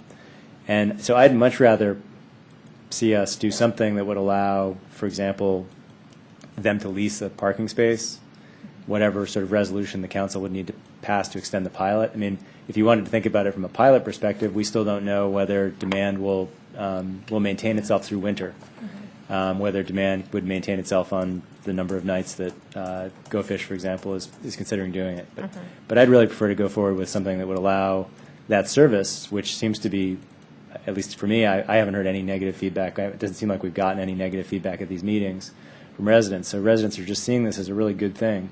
We should try to keep that good thing going without having it take up a lot of council time or interrupt the service.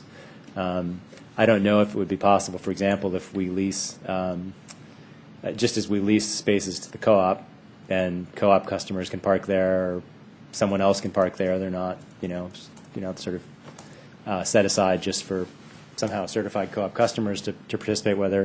Whether Go Fish could have a spot, but and continuing to create a role for or maintain a role for the business association, that, for example, Go Fish or the vendor would have to provide a schedule of a presence that would allow the business association to try to fill the gaps. I mean, that would be one way to deal with the issue of sort of subleasing without it being necessarily a monetary issue. But I'd love to see it just happen simply.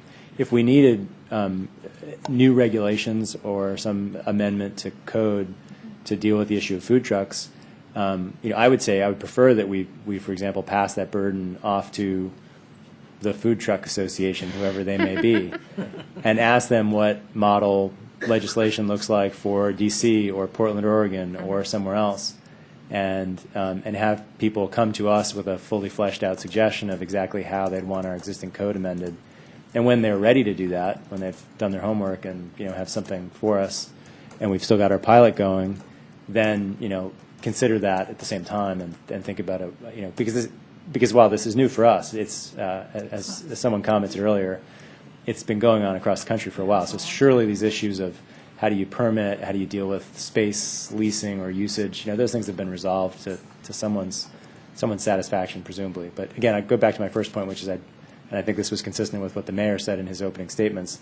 I prefer to move through this quickly and not have to spend a lot of council time in the next couple of months talking about this. And again, if there's some way to keep them on the city lot, that would be my preference. Okay. Councilmember Schultz. Isn't one of the reasons that the street festival is able to do what they do is that all of those vendors are in the public right-of-way? Aren't they, like at the street festival, they're all in the sidewalks and street. They're not on private property. Is that not the case? Which our law prohibits. They couldn't do what they do at the street festival under our law. But without the being under the permit of the street festival. Yeah, no, but I understand. But I mean, if some of the vendors were on the street festival were, say, on the property of, say, the Victory Towers or something like that, then that would be a whole different bag of worms, wouldn't it? Not from our perspective. Okay. If they were invited by. Well, anyway. Yeah. But the question I wanted to raise is that I'm confused about how some of this, these vendor things are handled. Last year, I raised a question with the Department of Housing and Community Development about a vendor on University Boulevard that some merchants were complaining about. It was a food vendor on private property in a parking lot of a commercial property. That was littering. The users, customers were littering trash and this sort of thing. And that was the basis of the complaint. And then when I raised that, the answer I got, well, this was something that has to be dealt with by the Department of Permitting Services in the county. It wasn't something that was within our jurisdiction. And so it turned out that going through the Department of Permitting Services is a more complicated process in order to get somebody up there to pay attention to what you want and actually do something about things. Because I've had nothing but rather negative experiences with that agency. But now I'm trying to figure out how that fits in with the city's licensing of food merchants, food vendors on private property. It sounds, I mean, can you sort it out for me? So when someone comes to us who wants to have a vending stand on private property, we have them go to the county first. They have to go to the county first and get first they have to have an agreement with the property owner. Of course. Which they take to the county along with the site plan, a drawing, and they go through the process with Montgomery County. They get the zoning check, the health department check, and their license from permitting services. Once they do that, they come to us, and we have them get the criminal background check done, and then we issue, unless the police department finds something in the background check that would suggest that they should not receive a license, we then issue the license. So it's like a double licensing in effect that each vendor has to go through. So what we add to the process is we have the criminal background check done, and we require that they get a city license, but our law doesn't allow us to reject a vendor that's been licensed by Montgomery County, unless it's for reasons of a criminal background. Yeah, okay, I understand that. That makes sense. It's clear. But I guess the question then comes when you've got somebody who doesn't run their operation properly, like creating trash and debris or attracting the wrong kind of element and people hanging around, which is something you're more likely to find in the Crossroads area than you are on the city lot or in Tacoma Junction. Then I don't see where there is recourse. Yeah, I mean, I think the biggest recourse is the property owner. I mean, the property owner is supposed to maintain their property, and they've leased out that space to somebody, and it ends up being usually a private matter there. But, as you got the word, if there's still some other problem, then you end up with code enforcement issues or DPS issues, and so it can go that direction. It just kind of, the licensing process seems to be logical, and but the back end of it, of monitoring, let's call it, or ensuring that things are being carried out the way they are, regardless of what they're selling, it seems to be virtually non-existent. And I say that with all due respect for the Department of Permitting Services, which, in my opinion, doesn't deserve a lot of respect. And that's the part that I'm concerned about. I mean, there's food trucks and there's food trucks. And the food trucks we may be dealing with in Old Tacoma may be a little bit different situation than you might find in other parts of the city. But at the same time, I'm also advocating and supporting everything that other council members have said in terms of encouraging food trucks. And I would even go further and say, I'd like us to see that in all those big parking lots we've got on New Hampshire Avenue that stand empty for about almost the whole year, to encourage other kind of vendors to come in. When I worked in Arlington, I set up a weekly crafts market that was on private property on a main street, Clarendon Boulevard, that attracted mostly low and moderate income people who made things, and the rent was just about nominal or nil, but it was a proactive way of encouraging vending, sort of a micro incubator approach. And those are the kind of things. I mean, I'm all in favor of trying to help food and other kinds of vendors to get businesses going here. Fred's Fritos. Pardon? You can open your own little truck there. Fred's Fritos? Right. But anyway, that's all I wanted to say. Fred's Furs. Councilmember Daniel Scone? Thank you, Mayor. I'm just going to underline what Councilmember Mail has already said. I want to see us make it as easy as possible. The food and beverage business, even in a food truck, isn't an easy business to maintain. It's a lot of hard work, and make it happen as simply as possible and as easy as possible for the city and for the food truck vendors. Please. So, next steps. Sounds like there's... I've heard some helpful things. I'll go back with those. And I think probably some conversations with the Go Fish person and Old Tacomas in the next steps. So we can expect that there might be something coming back on this? It may not come back to a council meeting. It may not need to.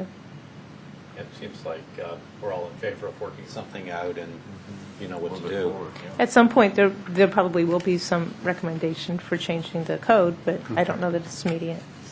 I guess I would just like that part of the work would involve thinking about some enforcement responsibilities within the city of Tacoma Park so that we don't have to sort of throw up our hands when we have a problem. Right. Okay. What happened with the letter to Montgomery County? I was actually waiting because I wanted to hear back from the attorney on one part. At this point, I'm going to go ahead and send it forward with the 9 p.m. unless there's a zoning reason. Right. In case anyone here doesn't know, that was to allow operations past dusk. That's right. All right. Thank you. The next item has to do with Tacoma Junction initiatives, and there's an enormous amount of information in your package. I have staff here available to answer some questions, but I think the point here was to identify where we are on a number of different efforts. Lots of things can't be done till other things get done. One of the things I would like to get from the discussion this evening is a decision, if you're ready to make a decision on the Carroll Avenue sidewalks in the Junction area. And there had been some recommendations on email that we go forward in one option or another, but I haven't gotten direction from council. If you had asked me if you'd gotten direction, I would have said that I recalled that we said, yes, do the one side. I heard that from two people. I don't know that if there were more, I didn't get communicated to me. 3. So what my option 2 was in my memo, in my email, which was to do the co-op side quickly, recognizing that it may then get torn up again. Yeah. Right. Sounds good. For the rest of the discussion, I think this is kind of, hopefully you've had a chance to read through the information that we've provided. Part of what we have here is information on how a number of the actions are interrelated. And one other step that you may want to take, I've heard recommended, was to give some response to the co-op for its presentation on what it wants to do with the development of the city lot. Yeah, I felt like, looking through this, a lot of these, it was like a big bowl of spaghetti and everything was all intertwined with everything else. But And it that's- seemed like that's true. we had some things that we needed to respond to, and you've identified the one about getting back to the co-op about their request and their sense of timing, that we needed to discuss a process of how we want to go about dealing with that request and what our answer to them might be, so it's not just left hanging. Councilmember Grimes. I was the second late. Oh. I thought that was left on from the last one. Councilmember Daniels? No, that was left on from the last one. Okay, You're Councilmember first Grimes. light. Fine, I'm happy. Yeah, my only concern regarding the status is one that I've raised already, that the SHA should be, it should be reinforced and then reinforced to them again, that the additional crosswalk that we are requesting at Grant Avenue, which would now terminate on the city lot side in a driveway, that driveway is going to go away. You know, we don't want them coming out there and saying, we can't put a crosswalk here because there's a driveway there. That's just a major concern. And I understand with regards to that crosswalk that the SHA has evaluation procedures that are based on traffic counts and engineering criteria and all that kind of stuff. But if there's any perception that political persuasion could help here, it's certainly something that I would hope we will apply. I want to say something about the co-op, but if anyone has any comments on the other things that are in here, I would hold off. Or I'll go ahead. So you come back to me. I think, yeah, let's come back to that one, because I think that's a little bit Yes. different Yes. discussion. Councilmember Mayo. Thank you. So the closure of one of the two entrances is moving forward on a 30 or 45-day timeline once the... Daryl? Yeah, there's a number of dominoes in a row, and I was going to stand up here if you didn't ask me otherwise to make sure everybody understood once we start what all that means and what it doesn't mean and what may not, what may not come in a good time if we proceed ahead with the sidewalk on the fire station and co-op side. It's feasible to get that work done before the winter season this year, so we can direct our contractor to do that. We've already walked the site several times, so we know what's involved, and we've had conversations with most of the business owners along that stretch, and they know what's coming. Before we can do that, we have to, a part of that project would be to remove the apron. Before we can move the apron, we have to have the parking lot design established, and there's a contractor that's been hired to develop that process. And so that's underway. We would not have an answer back from State Highway on the Grand Avenue crosswalk request that went in early August, so early to mid-November, we'll be getting an answer back from them as to whether or not they think it's feasible. If they agree that it's feasible, then a design process would get started to develop that. But by then, we will have our work done there. So just again, in the interest of making sure everybody's aware of things ahead of time, we'd have to go back. And if State Highway agreed to it, my assumption is that they would not pay for it, but they would ask the city to pay for it, and then we could implement that, but it would be at a later time. The other piece of this... And you'd have to do a ramp to access it. Yes, there'd have to be a ramp on both sides that would be created. State Highway does have a design in place for doing curb ramps along 410 from New Hampshire Avenue to Park Avenue. That's part of their resurfacing project that they're trying to get underway. The last we knew was in spring. So if the city proceeds with any section of Carroll Avenue ahead of State Highway's work, we'd basically be bearing the cost of that work ourselves versus having State Highway do it as part of their project. So again, in the interest of full disclosure or everybody understanding what we're looking at, that's one of the aspects of this that will also come into play. I think that's it. I don't know if I answered the original question that brought me up here. That was helpful, thank you. Okay. And I think in general, I know that I will hear feedback that we're wasting money, why don't we let state highways do it, or we've wasted money because now we're ripping it up again to put in a crosswalk and ramps. But frankly, I think it's not wasted money because it's a safety, and it's a safety issue, it's a business issue. And so in my mind, putting a sidewalk in now and dealing with the closure of the entrance now, those are good things to do because they have a benefit right away. And would it be nice to be able to, if we had, for example, funded the streetscape plan, would we maybe wait on that plan being done? Yes, but we didn't do that in this year's budget, and I think these are just very high priority pieces. I really want to make sure that one particular part, which is right past the fire station, there is a garden bed that sticks out into the curb. I don't know, and I would be interested at some point in the process. It doesn't need to be at a council meeting, seeing the boundaries of the public right of way along the south side of Carroll, but that garden bed is a particular obstacle, an acute obstacle for many people. And so I really want to make sure we don't do the project, deal with all the ups and downs, but then skip out on that piece. Well, we approached that with the fire station project, and we negotiated with the adjacent property owner on the county's behalf to make some adjustments to one of the directly adjacent flower beds. It was a very difficult discussion, and it was our understanding that it was private property. So they had to give the county permission to make any adjustments. So the property boundary is pretty much at those garden planters, and without agreement on the part of the property owner, we would have to look at alternatives.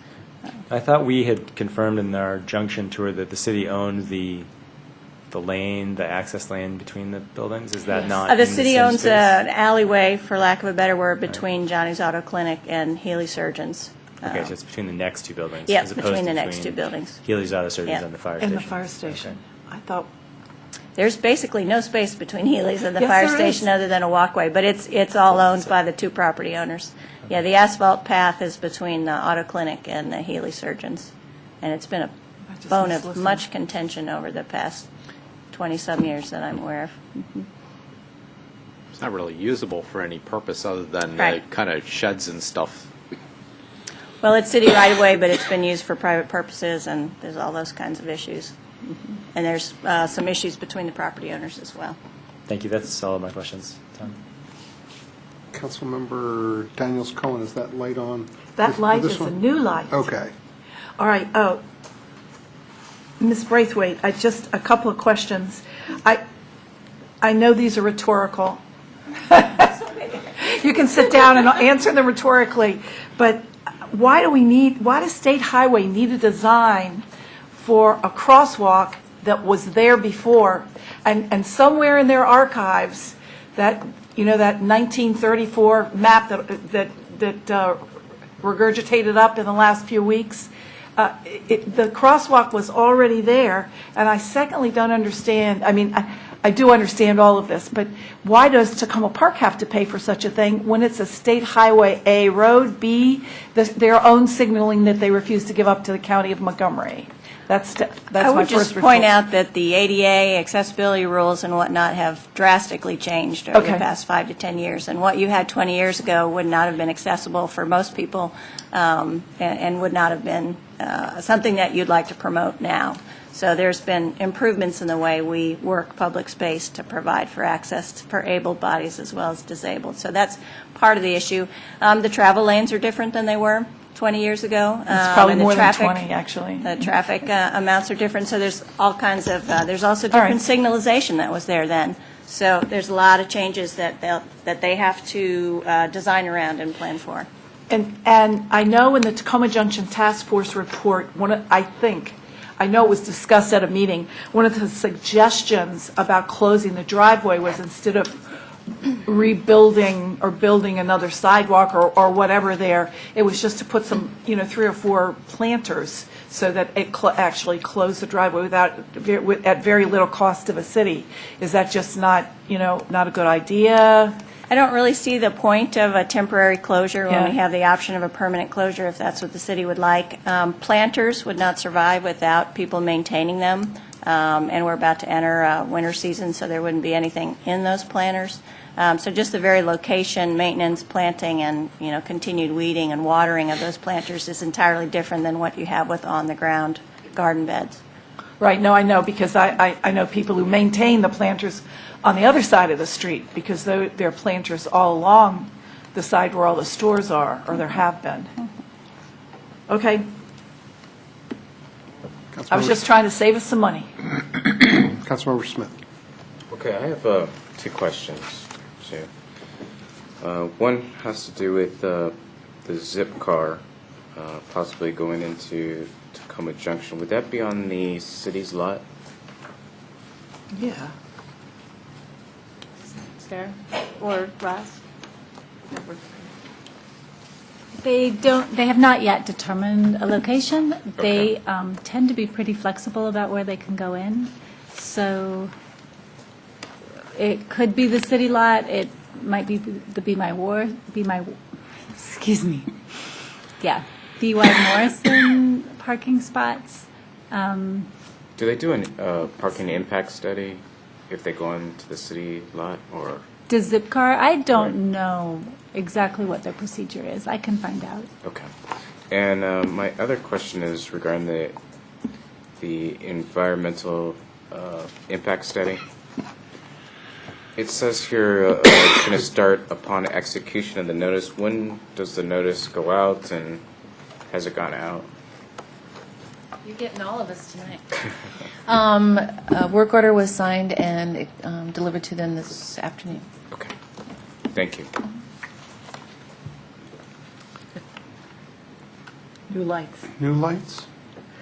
And I'll just quickly say, this memo is the second place tonight that I see multi-space pay stations. That's right. I was going to, when you mentioned it before, I was going to say it's in the package.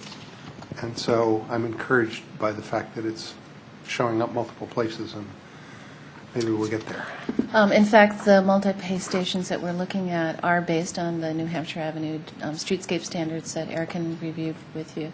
One of the things that we're looking at is doing the solar powered, which will depend on, if you look at the linkages conversation, how the lot itself is restriped, because that will have an impact on whether or not that's feasible.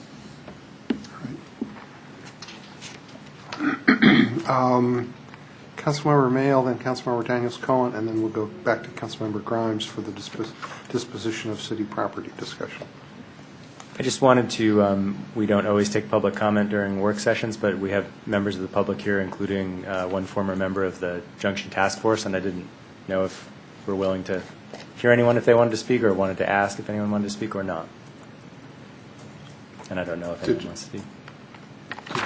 If you have somebody that has requested to speak. I'm past that. Okay. Councilmember Daniels-Cohen. Thank you, Mayor. How short is the short list for the bike share station? I mean, is there a possibility that's actually going to happen? Where did you go, Ms. Grigsby? Little ticket you went and hid. It's another rhetorical question. It's not a rhetorical question. They're in phase one now, where Tacoma Park locations are on the phase 2 list. They have not yet determined their final list. We're on the short list. So they're looking at several possibilities: the metro station, the co-op, the city building. They've got maybe a half a dozen Tacoma Park locations. Six different locations, yippity-yip, on in the Tacoma list Park? of possibilities. Yay. On the short list. And the short list, are we talking 90 days, a No. year, 2 years? We're definitely not talking 90 90 days. We're talking longer than that. Yeah. A year? I don't know exactly. The spring? That's more, no, longer than that. Okay. I can check for you. I would really like, I don't even know how short the short list is, but 6 locations in Tacoma Park is pretty sporty. That's a think it's technical gonna happen. political term. Yeah. I think it'll happen. I'll check the timing for you. Thank you, thank you. And Councilmember Daniels-Cohen is going to bicycle from location to location to location. Yes, absolutely. For lobster rolls. And not fall. And not fall off, not fall down. Before he started talking. But, There's some discussion in here about potential ways to proceed on disposition of city property, and I'll turn to Councilmember Grimes. Thank you. So we did have a presentation from the TPSS co-op a few months ago, and it, to me, showed a credible path forward for the co-op, and it brought up points that included financing, the size, the type of facility that they believe they need to stay viable, and all of that kind of stuff. I will identify myself, by the way, as a co-op owner and volunteer. The co-op asked for what they called site control that they estimated would be for a year. They would be interested in site control starting January 1st if they could get it then. They want site control in order to be able to justify spending a fairly substantial amount of money that they do have on a more detailed design and planning process for development that would move toward development. The cities granting the co-op site control would not remove the lot from public use or anything like that. We would continue to be able to use the lot in the ways that we have. It would be a commitment just for that year. We would not commit us no matter what the co-op came forward with after that year or whenever it is. It would not commit us to doing any further kind of deal with them or anything like that. At the same time, this is public land, and we do have certain rules that are outlined here. It further behooves us to be fair, and that means give other organizations or entities an opportunity to propose something that, and I'm not talking about a development, I'm talking about a process that could lead toward one, propose something that would be essentially equivalent to what the co-op is proposing. In other words, is there some other organization that would like to have a similar tentative commitment from the city that would allow them to organize, to explore development via detailed designs and business planning and so on. And then also the Tacoma Junction Task Force and community members have raised the possibility of not developing the lot at all, to retain it as is pretty much with focus on parking, or perhaps to develop it in some way for community, as a community space for community events and so on, without putting a building up there. So I think that the best way forward, and this is something I've raised before, but now is the opportune time to really talk about it, is for the city to issue what could be called a request for expressions of interest or a request for interest. This would be not a long document. It wouldn't be a request for proposals. It would be a request for any interested parties to come forward and say, yeah, we'd like to, I'll use the word partner. We'd like to partner with you, the city, in exploring potential development of that property. And they would presumably present to us in their responses to the request for expressions of interest, something roughly equivalent to what the co-op has presented to us already in terms of telling us about what they're thinking, what their financial situation is, what kind of benefits their developing the lot would bring to the community. So this is the way forward that I'd suggest for the council to discuss and consider, or I should say a way forward, which is for the city, perhaps when we have the results from the environmental assessment first initial steps, to issue a request for expressions of interest that would go to the development community, it's their development community, that would go to developers and other potential users of the lot. Thanks. Comments, reactions?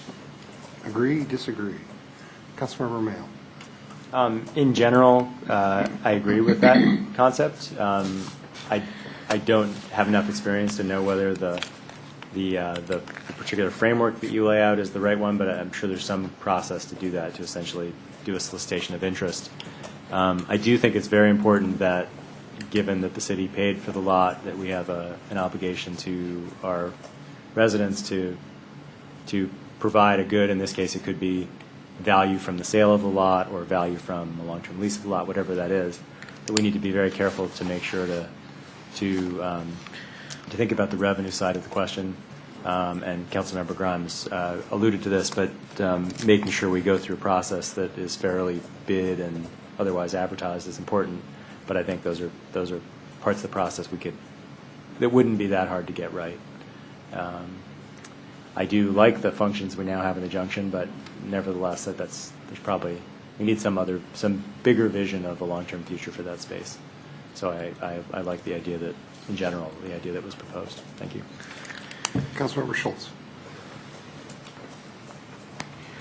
I would say that in regard to the idea of issuance of a request for interest or request for proposal, is that there is a direct correlation between the quality and the quantity of what you're going to receive and the degree of definition of what it is the city is looking for and the scope of what we're looking for. Certainly, if we have an environmental study completed, that's an important component. But I think there's other things that we're not sure about. I mean, we have the city lot, but there's been talk about trying to possibly expand the possible development site with the possibility of the replacement, using the space occupied by the auto repair business there. There is the uncertainty about the future traffic engineering that's going to be going on with regard to the movement of vehicles and the traffic lighting and all of that. And those are a couple things. And furthermore, the city,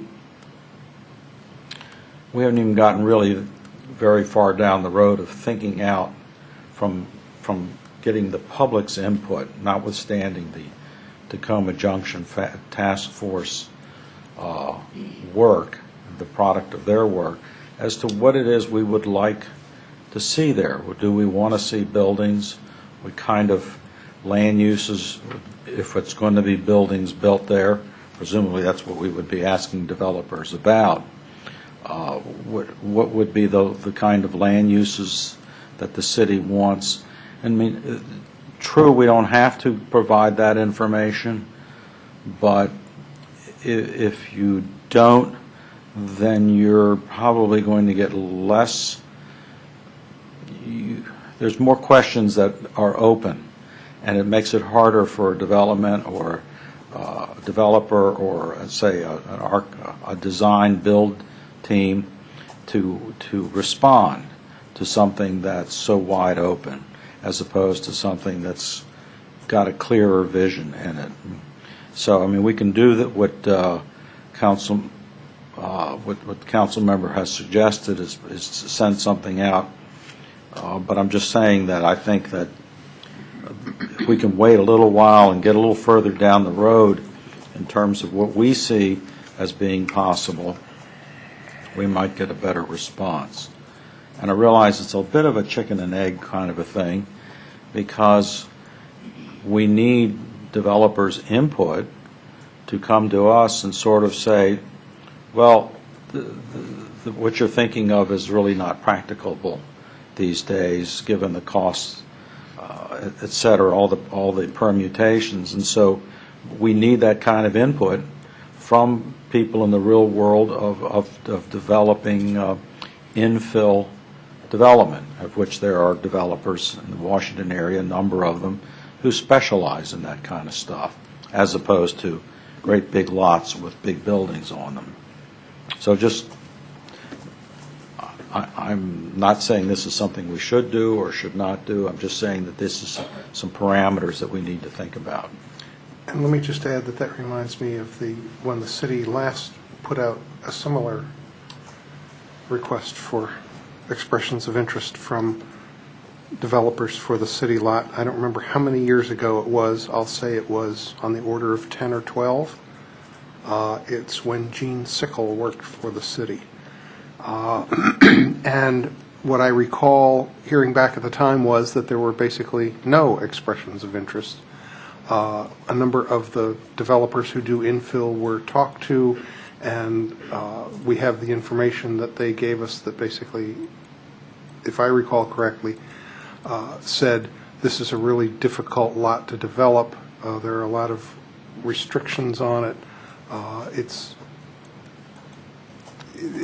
not something that they wanted to deal with. Times may have changed. I don't know whether times changed and made them more likely to want to do it, less likely to do it, what effect the economy has on it. But we do have that experience, and I'm assuming that we've got a file with that information. Yeah, but it was. Councilmember Daniels Cohen. Thank you, Mayor. This document is a bit of intertwined spaghetti. It's hard to do one thing without, doing a whole lot of other things.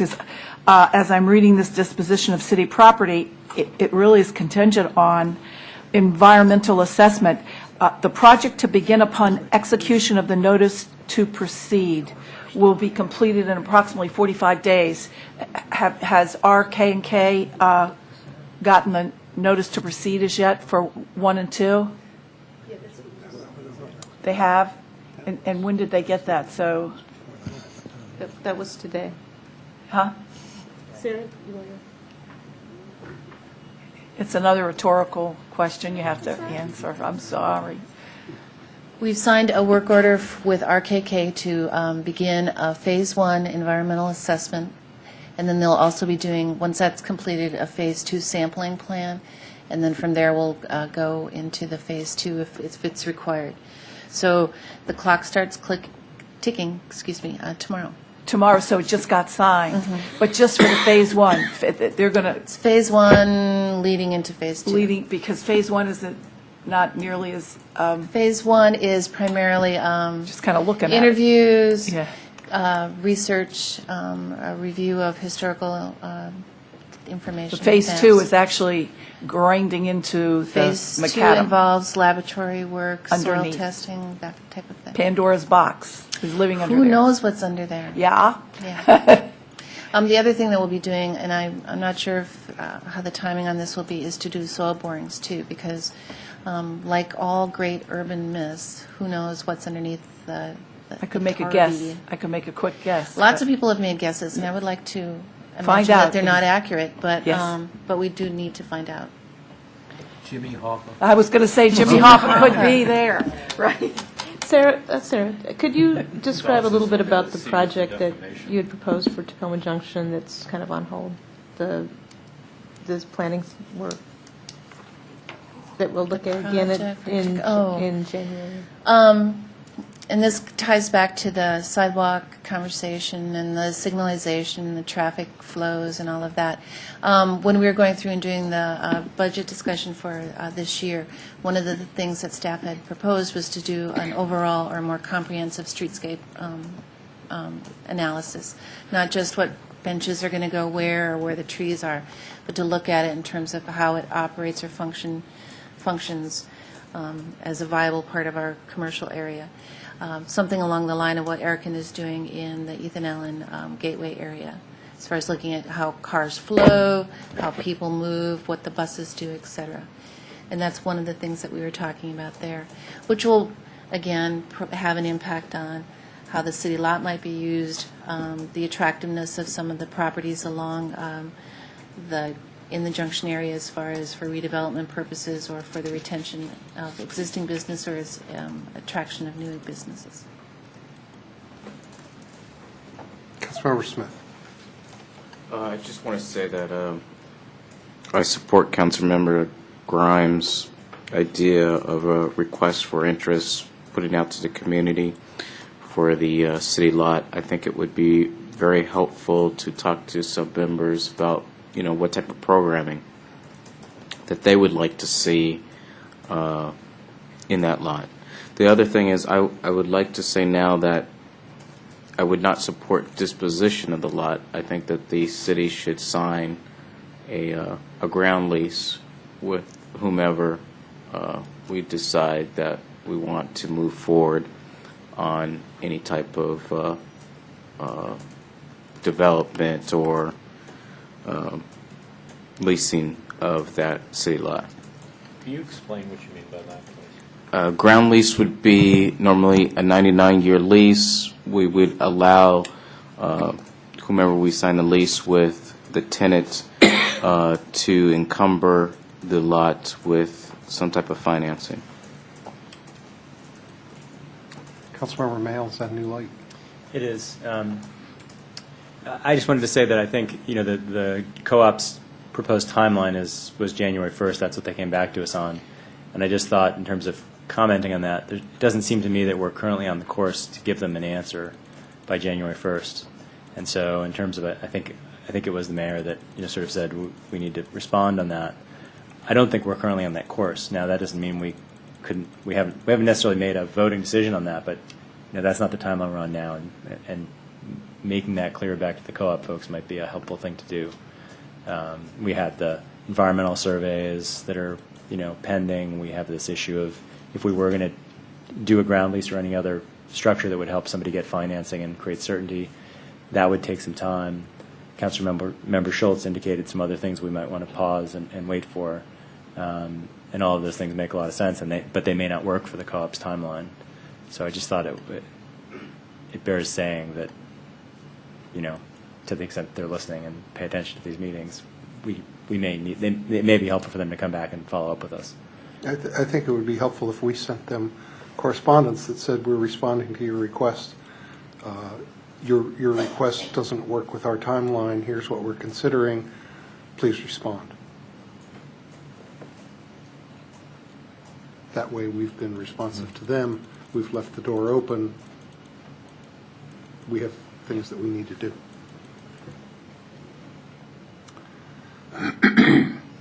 So it sounds like we have some consensus around there's a way to approach this that is broader than just saying yes to the co-op, whatever the time frame. It's going out with some kind of request. As various people have outlined, it will need some more work to do that. We've got other ongoing things with the environmental that we'll probably need to provide some information before we go out with some kind of request. So staff can get back to us with potential timelines and information, and does staff want to draft a letter to go to the co-op, or Was that the direction by council to draft a letter? Yeah. is that agreeable? Yeah. Okay, yes. We have to do something. And I would just, not to, we don't want the letter to close the door No, to them I coming back appreciate to that. us I and saying, but wait, let's talk. We want them to do that if they decide that's what they want to do. Right. Anything else on this item?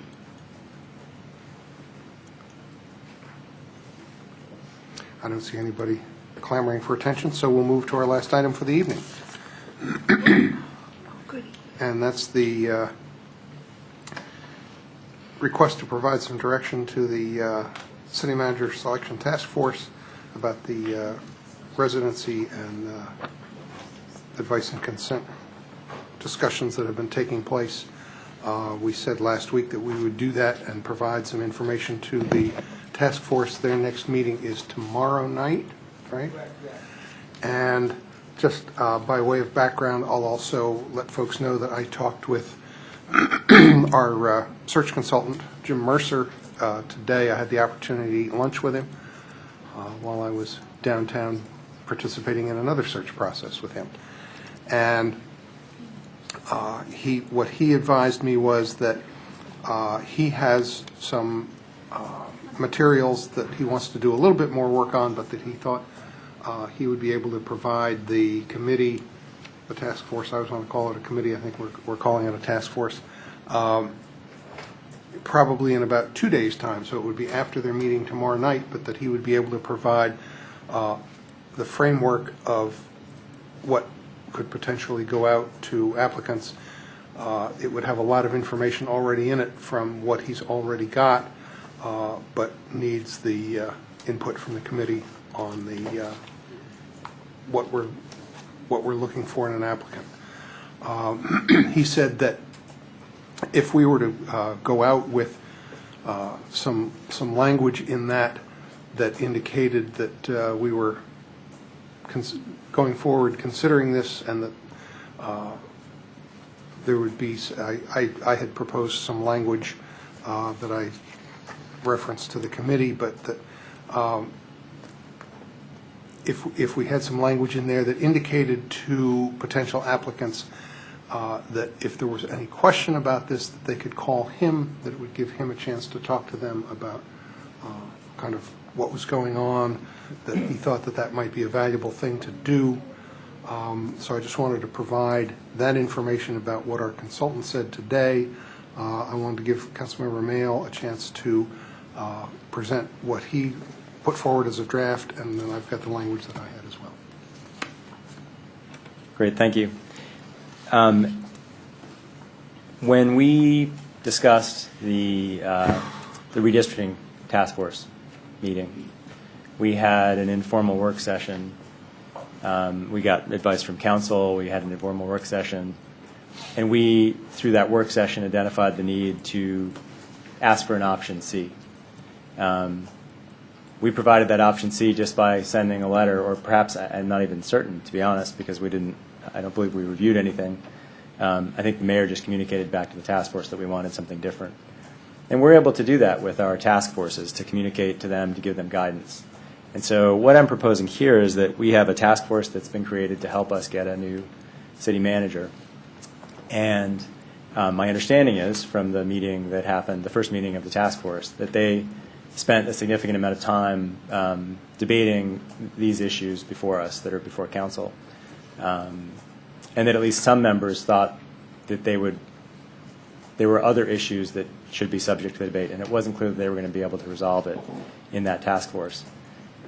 My view is that it is entirely within our power to provide supplemental guidance to a task force, just as we did with the redistricting task force, in the form of a letter, or as we did in the past, just verbally, to clarify how we want them to deal with these issues. We've received confirmation from council that the residency issue does not require a charter amendment, for example. It's not contrary to anything currently in code or charter. So on that issue, it seems very clear that we could ask the task force to consider this issue resolved for their purposes. Not that it's resolved in the city, not that it's resolved by council. Obviously, we have to go through the process that has been detailed in the meeting agenda in the packet. But that for the purposes of the committee, we want them to consider that what they would put out as a position description would ask for candidates who are willing to relocate to Tacoma Park. That would be essentially some version of that would be the direction.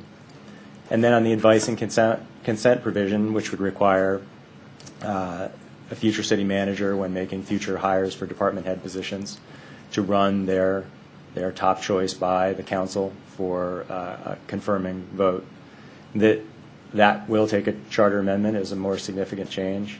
But nevertheless, we can also, I believe, instruct the selection task force to not spend time on this issue, because we know that we'll spend time on this issue, 1, 2, 3, 4 meetings based on the schedule. And so rather than having them spend their time on it, I hope my colleagues would agree that it would be more productive for us to spend our time on it and for them to help us with other aspects of the search. We can work with Jim Mercer and his firm in figuring out just when we should put the solicitation out and exactly how to qualify or not the language per the mayor's comments just now. But I feel strongly that we can give guidance like this to a committee. And I guess I'll stop there and just say that's what I think we should do to help the committee be productive, to help the task force members be productive. I would add that this draft of the letter I shared with at least 2 of the current task force members, including one of the chairs, and they both indicated that it would be helpful and didn't need amendment from the current draft. Thank you. Councilmember, oops, that light disappeared. Oh, I'm sorry. And one more comment, which is that I know for this one we do have members of the public that are here. So at some point, perhaps we should let them speak.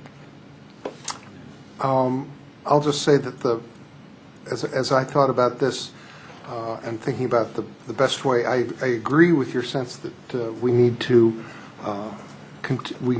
go through the process that we need to on considering the merits of these proposals and how they get best resolved.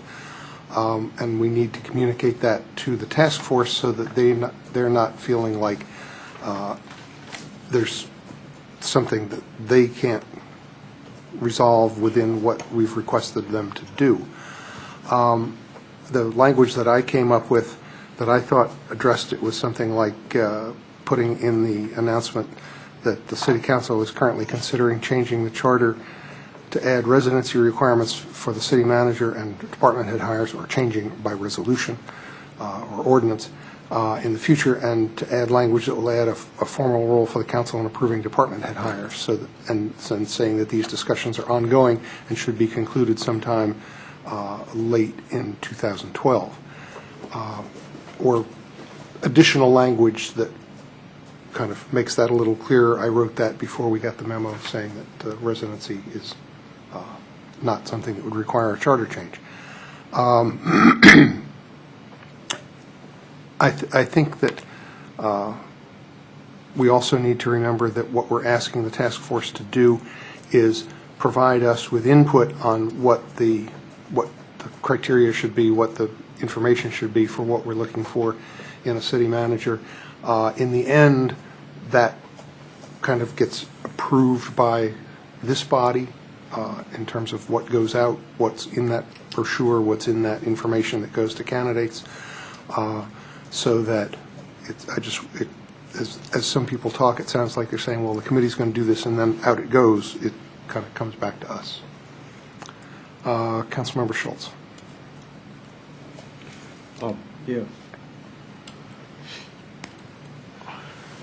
I think we can all probably agree that we don't want the search committee to spend a minute more than they already have on debating the underlying issues of what the council is dealing with, because that's not what they volunteered to do, and that's not what we expect them to do. And so, but my concern is that when you send out a solicitation that says that directly affects some of the principal professional responsibilities of a city manager, and it says that the city council is uncertain as to its outcome, the natural human response from anybody, whether they, regardless of where they're coming from, is going to sort of say, well, when will this be resolved? And if I apply, how do I know that it's going to be taken care of? And how will it be taken care of? People who are in the job market are usually time sensitive. They're looking to to find a job, to change a job. They're not just applying, sending applications to an executive search firm on a sort of a whimsical basis. My fear is that many people who would see this ad would say, well, if the city's not sure of what it's looking for in these, with regard to these kind of significant areas of my work and my living arrangements, then I'm not ready to apply. There's plenty of other places for me to send applications to. So I do think that the search committee can do a certain amount of other work, putting together some preliminary drafts of the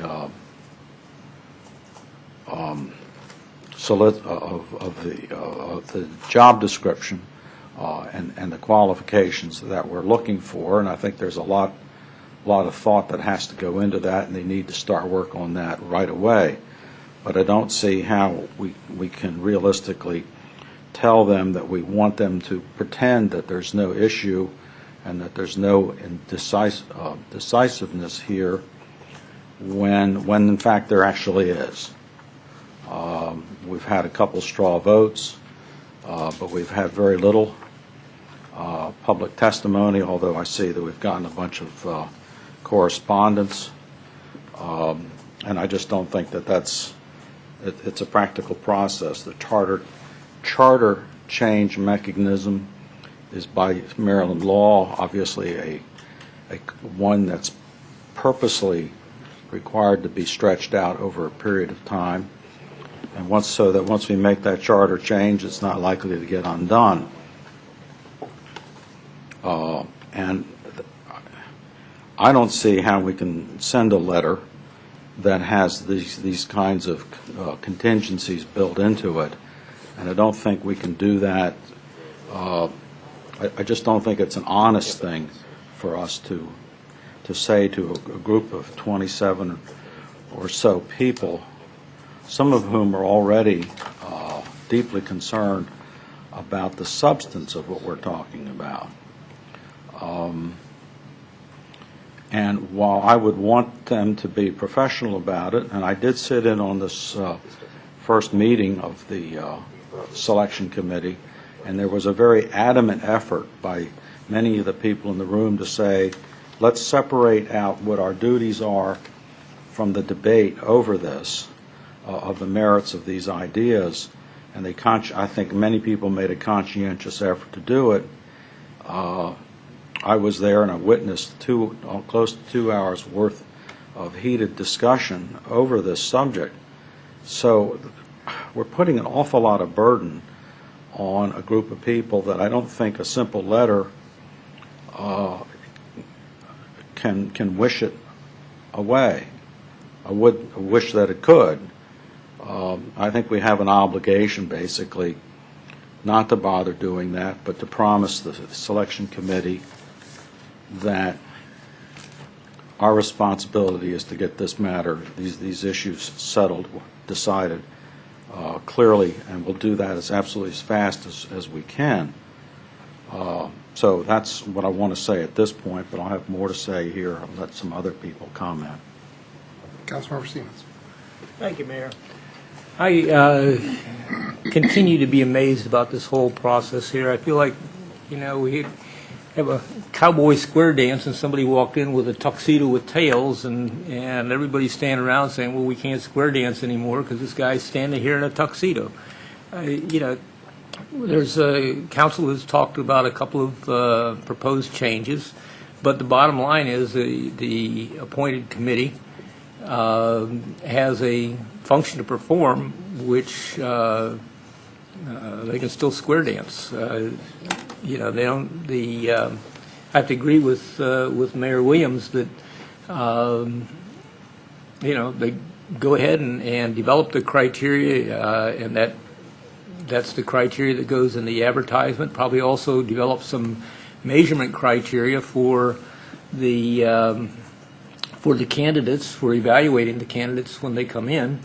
And when those things come to us, such as the characteristics that the city is looking for in a city manager, and that we want to put out in the solicitation, then this council looks at it and says, is there anything we want to add to it or not?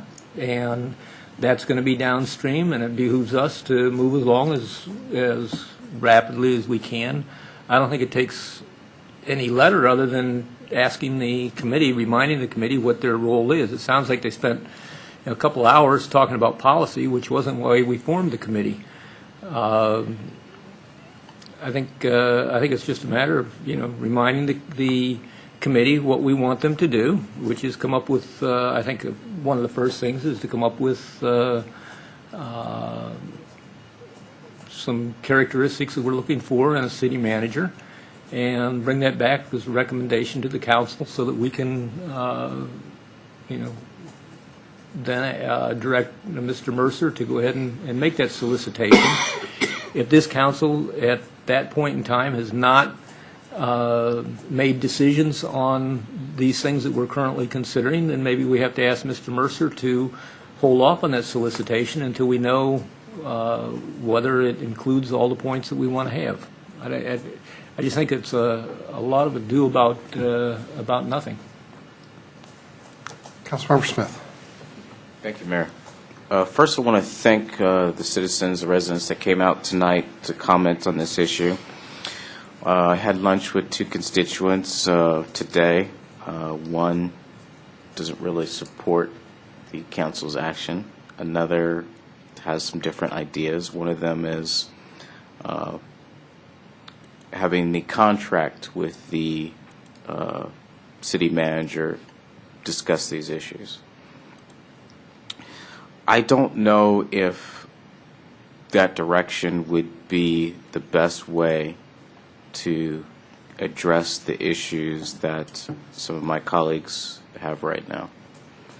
I think that the first thing we should do is let the task force know that they should not have to worry about this and move forward with what they're required to do.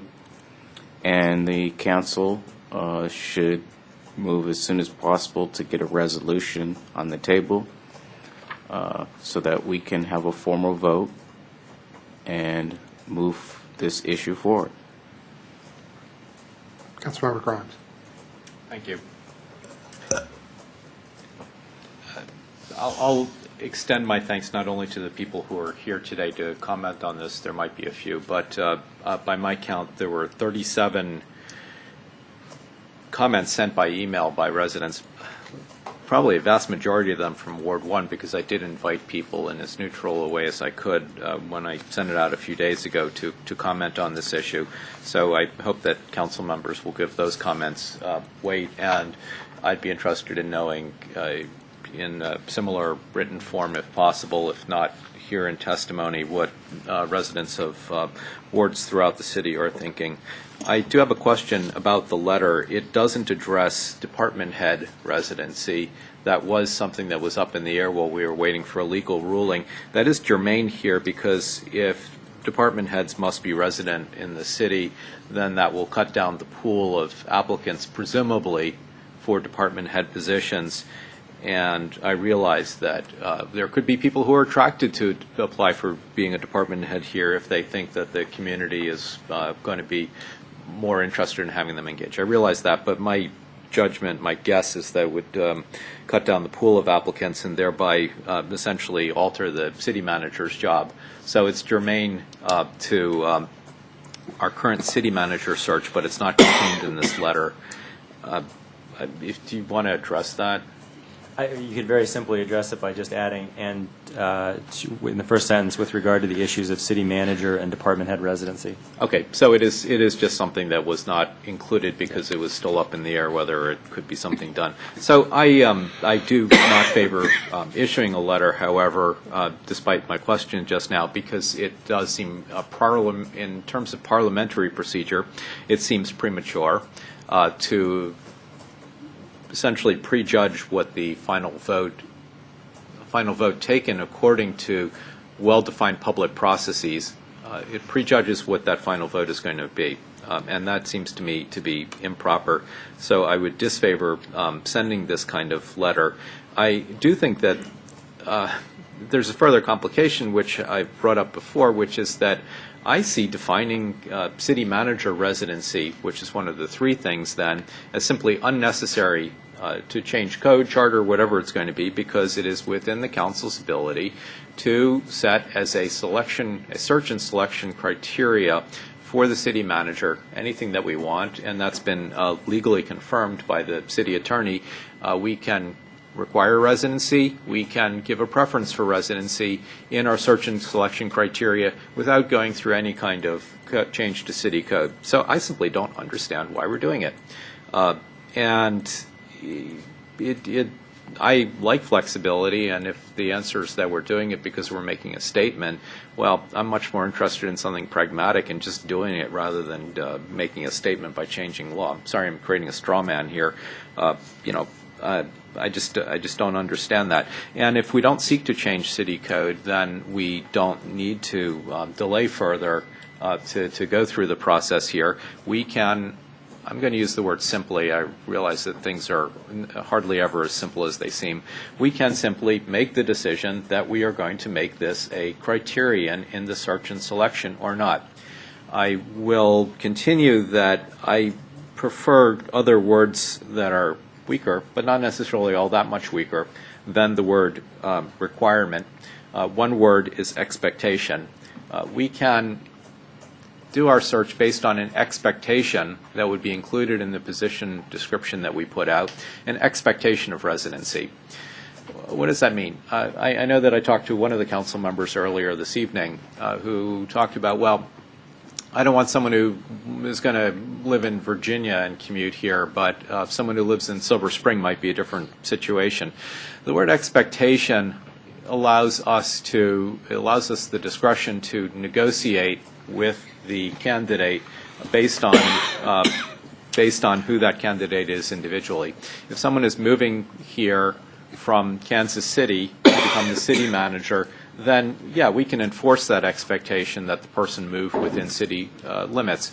If the person is located in Ashburn, Virginia, that's pretty far away. We maybe would not negotiate in that situation either. But if the person lives in Silver Spring or Bethesda or Upper Marlboro or someplace like that, with a word like expectation, we have the flexibility down the road when we would want to retain that flexibility. So a word that is weaker than that I actually would prefer is the word preferred, that we would prefer residency. It sets up an image of wanting someone who is going to live here and be community engaged. It is, I recognize, however, weaker than expectation, which is in turn weaker than required. But that's what I prefer, something weaker than requirement, and I once again don't see any reason for changing city code in order to be able to accomplish this.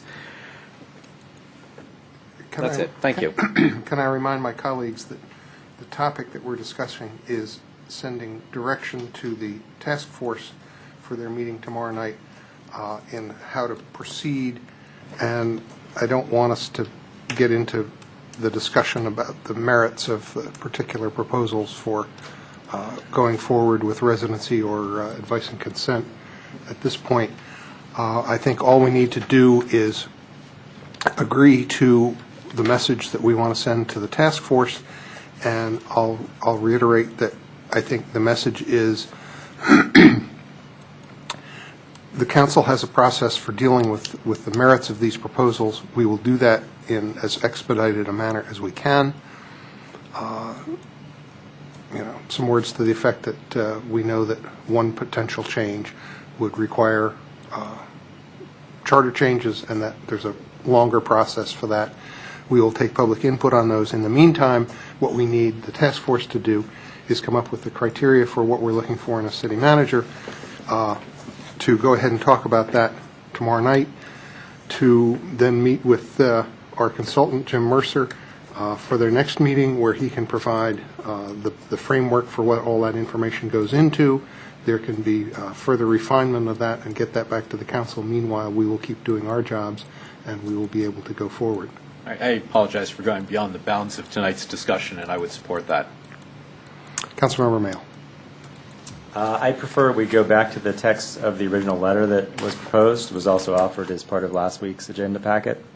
I support the change that Councilmember Grimes had proposed, which is that the first sentence would be amended to say, through this letter, the council is clarifying the council's charge to the task force with regard to the issues of city manager and department head residency, ...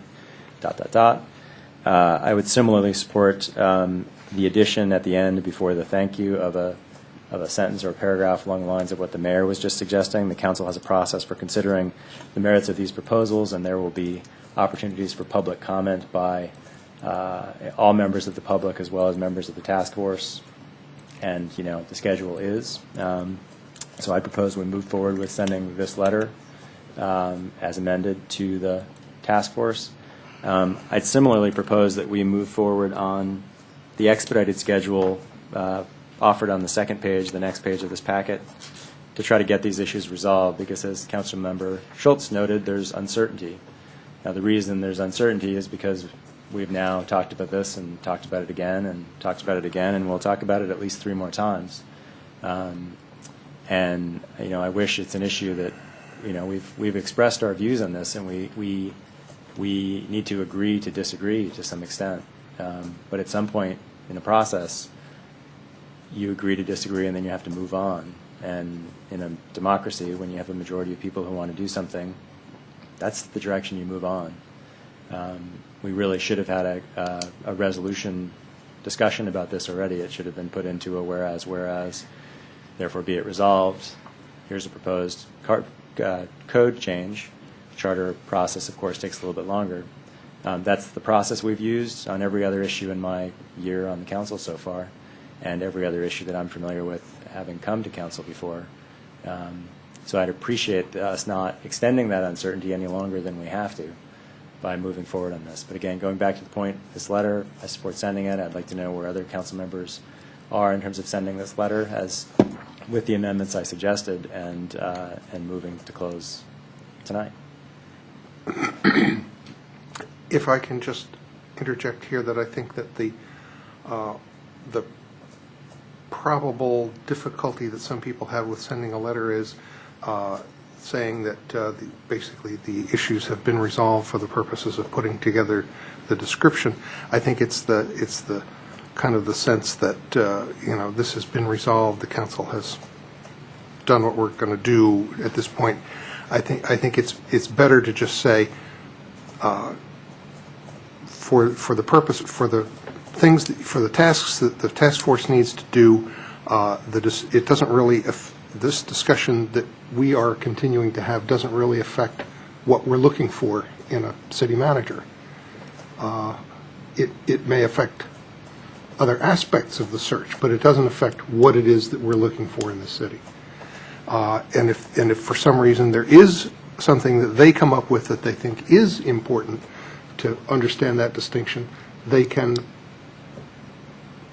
make that clear in what they bring to us and say, but there is this piece where we think it would read 2 different ways depending on how you resolve this. Here's the different, here's the language.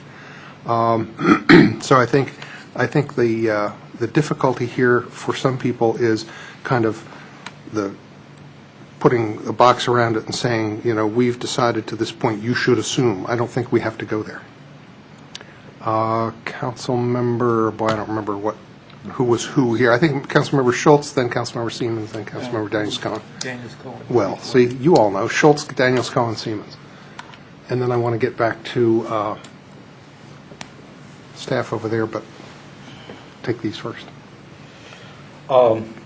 Thank you for Mayor for reminding us that we need to focus what we need to focus on right here. I think that anyone watching our discussions on this knows that very little has been resolved, and that all of us have questions, and we realize that there may be different ways of skinning the cat. I for one sent to all of you today, or what was it, Saturday, a draft resolution. And while I have that on the subject, Ms. Ludlow, I'm wondering if you can forward that to Ms. Silbert to ask her to put it in some sort of resolution form for consideration, an agenda at a later time. We're getting off the topic.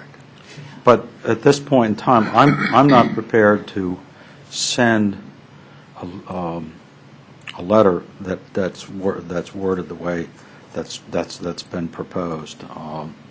I just think it's not it's inappropriate, and it's not a fair representation of what we're trying to do. And I do absolutely agree with Councilmember Siemens and with you, Mayor, with Councilmember Grimes, that that there's stuff that we can charge this committee to do, that they can move forward on to keep themselves pretty darn busy for a while on stuff that's really important that gets done, and that we can ask them, just let them know that this is not a resolved issue.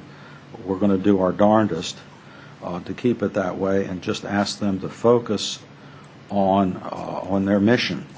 Plus, there's not only that, they've got to structure themselves terms internally. That's something they need to be working on. They've selected co-chairs, but that's all they've done in terms of how they're going to work on this. And none of that has been, to my knowledge, accomplished. And they have the opportunity to get input from Jim Mercer, which I think will be very vital and useful to their work, and they haven't gotten that far as well. So there's a lot that they can do, and I think we can just tell them to do that. That's all we need to do. We don't really need to send them a letter because we've made it verbally known to them here tonight what it is we want to do. But I'd also be interested in hearing if anybody here in the audience wants to comment on this. Councilmember Daniel Scott. Thank you, Mayor. I was at the meeting also and listened to everything that everyone had to say, and they clearly asked for clarity in what we wanted.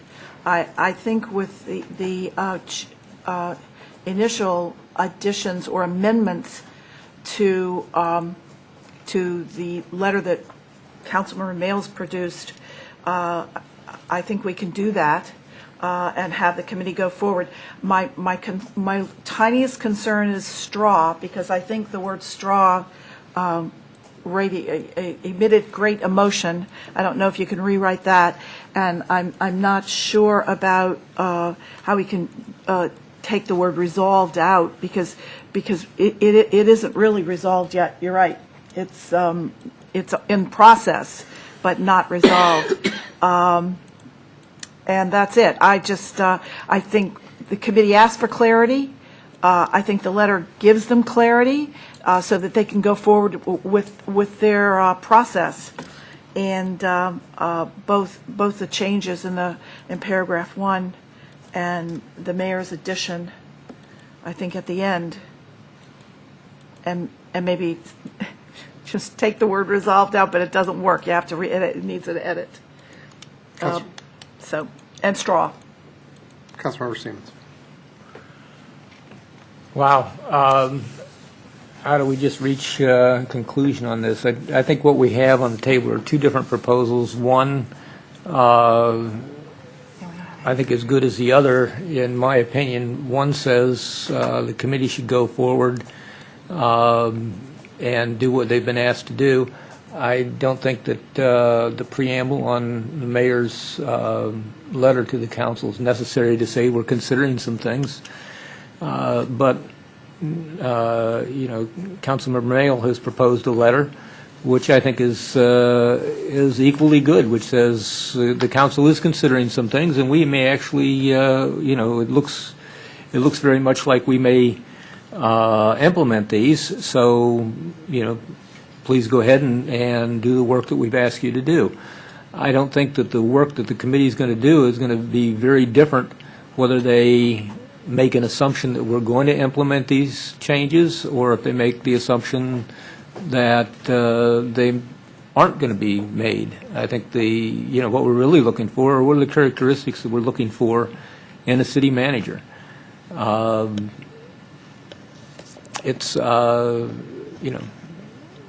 I'm happy to support the letter as it's been presented tonight. But again, I don't think either one of the directions to the committee changes things very much. I'll just reiterate that I'm not sure we need the letter. I think we just need to tell them, please do what we've asked you to do. The position description does not require resolution on this. We're continuing to work on the process to get that resolution. And if there's anything that you think is different in the description because of any potential changes, let us know that as well. And then we're not having to say, you know, what it is, where we are in our process and the description of where we are in the process. We just don't need to go there. And I think we could have agreement on that and direction to the task force. And we'll continue to battle over 3-4-4-3 and hopefully come up with something where we get, I think what in the end people would like to see is where we get more of a consensus than a split council. If we end up there, if we have to end up there, we'll end up there. But maybe looking for some ways to not end up split like that.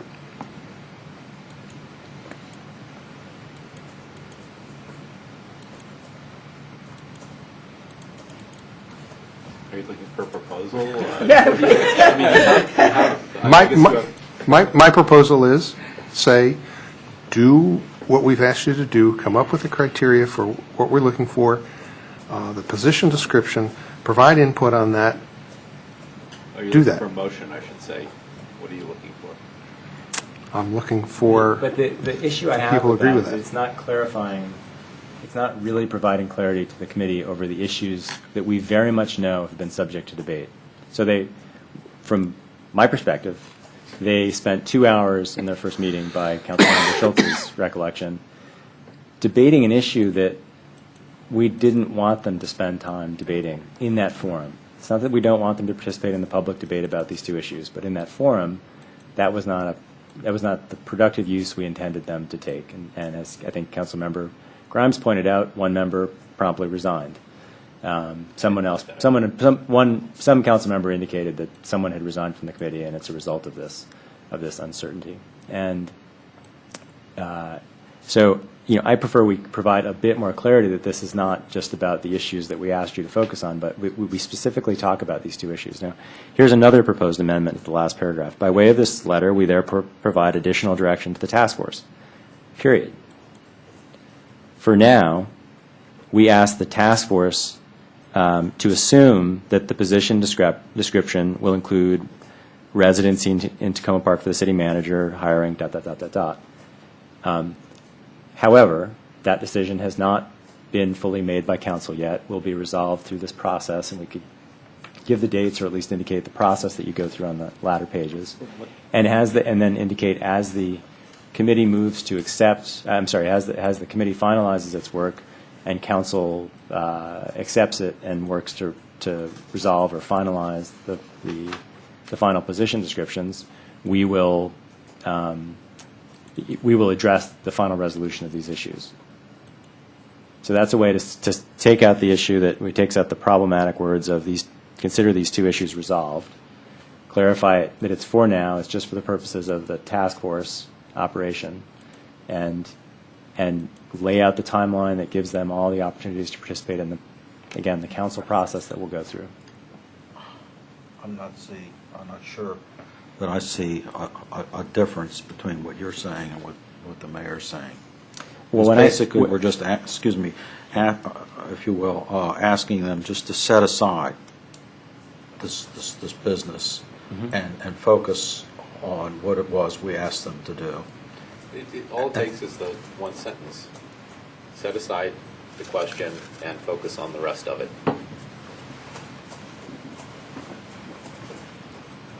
So specifically, what would it say? Right. It would be helpful to have this sort of Well, stuff beforehand. just saying that, appreciate your efforts, understand your concerns, however your mission is thus and so. The fact that this matter has come up, parenthetically, is really not for you to deal with at the current time. That there will be a time, but it ain't now. In the meantime, focus on everything else that you can do. It's at no point in time for the committee. It's for them as individuals, maybe, as residents of the city. Well, yeah, as residents, that's a whole different matter. So as you were saying, Tim, in that forum, it's not for them to debate. As residents, members of the community, of course it is. They can come here and tell us what they think. So they would create a job description, position profile, whatever it's called. They wouldn't mention residency, and then once it's settled, we would insert in there whatever language is necessary to cover residency if that in fact becomes what happens. So can I just ask, it seems like we have unanimous agreement that we don't want the task force to spend time discussing the issues of city manager residency, department head residency, or advise and consent. Right. Correct. We agree. 7 people agreeing on that. I actually, I agree for the purposes of going forward, but I actually do see it within the purview of the committee to, they're supposed to create a city manager profile. Part of the profile is where does the person live? But for the purposes of moving forward, just ignore that. Well, they can have, option A, option B. I would value their opinion. In the 2004 committee, we did extensive outreach. We did extensive outreach to the community. We did a survey of what do you want to see in a city manager in 2004. Maybe they'll do that again, or maybe they won't. But for the purposes of moving forward, I would, yeah. I think they were crystal clear in the hour and a half that I was there. They wanted clarity. Mm-hmm. I don't Lanza know, wants to yeah, speak. I don't know that what we're talking about gives clarity. You were on the committee in 2004 and also. Mr. Lanza was there, and he You was were one of the chair clarity. of one of the subcommittees. I clarity was, people. and we were talking about clarity. I'm speaking as a member of the committee. I'm not speaking for the committee as a whole. One of the issues that we were talking about with respect to clarity is if we're writing a job announcement with Mr. Mercer, what language do we put in the job announcement? That was our question. What do we say to the applicant in terms of these two issues? Now, if you're telling us that you want us to write 90% of the job description and not write the part of the job description that has to deal with residency requirements and advice and consent, because you're not ready to make a decision on that in a formal vote, we could write 90% of the job description and just leave these two issues aside, in my opinion, at this moment, subject to what you have just agreed to. And we'll work on everything else.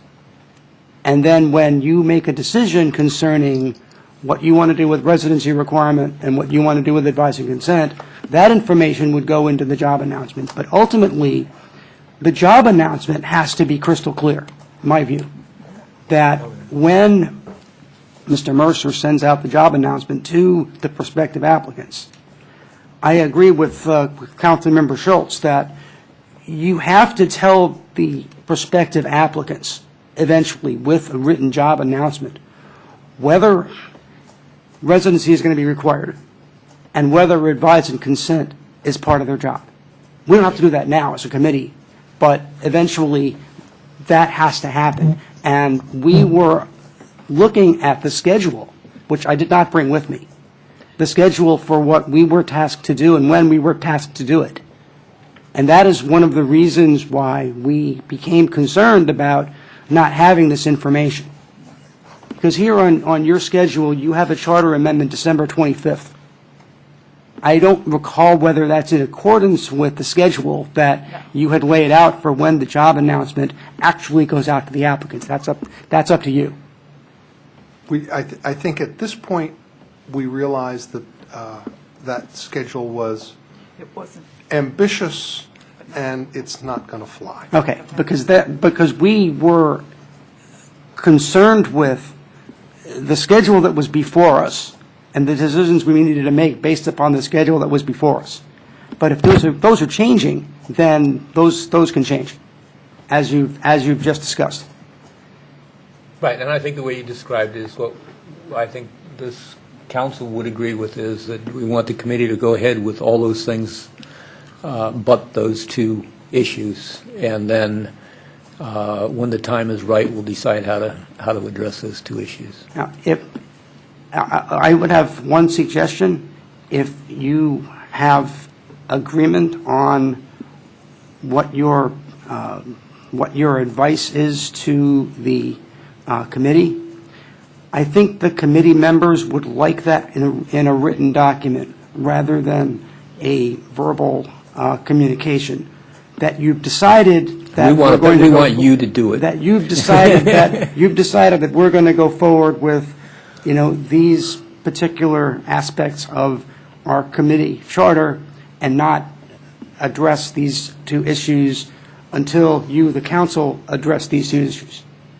If that's what you just agreed that you're going to go forward with, I think the committee, in terms of our discussion of clarity, would like a written statement from the council saying, we discussed, we agreed, you council, you committee Right. do the following.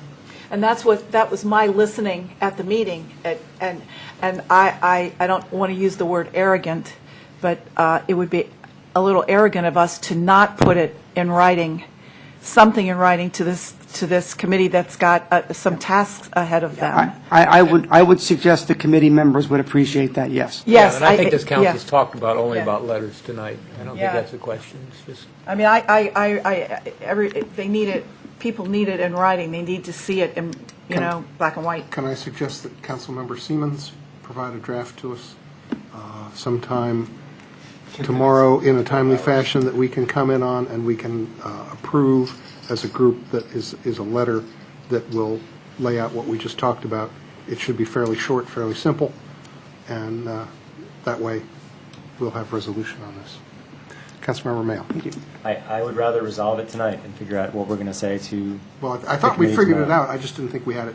I think we just need to put it down so we Yeah. don't lose track of what it is that we want to say. I think it's simple. I think it's almost one sentence that just says the council directs the committee, I think it is defined as a committee legally, not a task force, directs the committee to move forward with their work, ignoring the questions that have not been resolved by the council, and those are specifically residency requirement and advice and consent.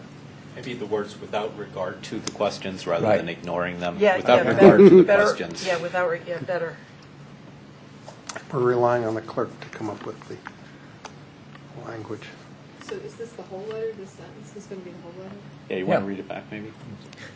The council directs the task force to move forward with its work without regard to the questions, and I didn't fill in the rest. but Right. is that what you're saying? Residency To requirement. the questions of residency and advice and Advice concern. and consent. And then sign that sincerely. And when they look at the council, Well. hopefully can identify who made it that short. All the best. Just like that. Can I talk? I don't know. No. My light's on. I know. But Mr. Go ahead. Lanza, do you think that will suffice? I think that will be sufficient. I can't speak for the rest of the council members, but I think that would be sufficient for the purposes of our going forward. I will communicate to them that there will be a new schedule at some point, and then we will start with the process of getting information together and getting ready to meet with Mr. Mercer, et cetera. And communicate that Mr. Mercer intends to get the committee something after your meeting tomorrow night that will provide the framework, and he will meet with you to go over that. Okay. I will communicate that. Thank you. Anything else? Are those leftover lights? Nope. We still have one more member of the public. If the President would like to speak, I'd like to allow her to do so. If you would, or if you don't, that's fine. Buddy's not public. Oh, sorry. Of Mary. Ward 2 public.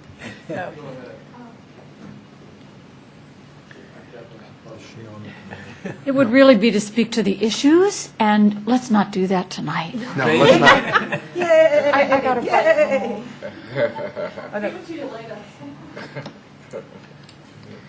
I only have one question, probably one of the most serious questions of the night. Mr. Mayor, would you like a cough drop? Because I didn't want to approach, because I know you've got bodyguards. Thank you. You're welcome. Poison pill. No, it's not. You know the Democrats I can get right now, man. And I have one more comment, which is that we also have on the agenda the information about scheduling, the timing for the And I'd still prefer that we move forward on the expedited schedule, unless it's absolutely certain that the city staff cannot get a newspaper notice together by Are we going I would to, agree with Tuesday? that. The issue is not that we couldn't find put it in the Gazette. The issue is that our standard process for sensitive issues, any kind of budget, the Tacoma Metro, any of the kinds of things that have community interest, get some kind of write-up in the newsletter so that it attracts more people to come to a public hearing. So it's more the issue of communicating to the public, and so you don't just get the usual suspects coming out to speak, but you get, a genuine response from the community. And so that's the normal process that we use for any kind of big And we issue. couldn't do it in the city newsletter It's already happened. because it's already published? The city newsletter option is already closed? Came out today. Yep. For that time, and the way that the standard calendar uses the next city newsletter.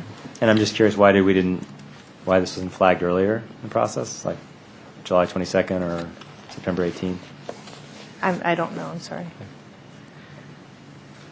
I think that the issue is just that we lose another month in our hiring process. We put I ourselves in the budget appreciate that. timing. I think that I don't know the answer to And that. I just wonder whether our communications abilities with our residents isn't good enough at this point that they wouldn't learn about this if it was in the Gazette, if it was in all the other places that we communicate issues like this, and the only place it lacked was in the city newsletter. You know that, and this isn't an argument, but just to point out that we don't get the Gazette. The newsletter is the only thing that goes to every household.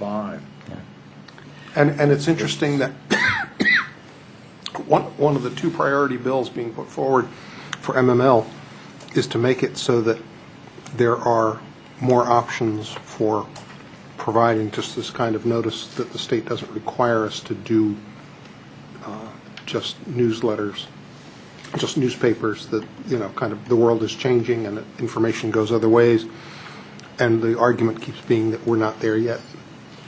I mean, is it in the charter that it has to be in the Gazette or in the newsletter of the city?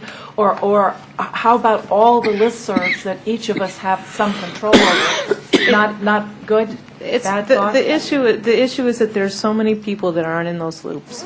And it's a standard process, so it's what people look for on serious issues.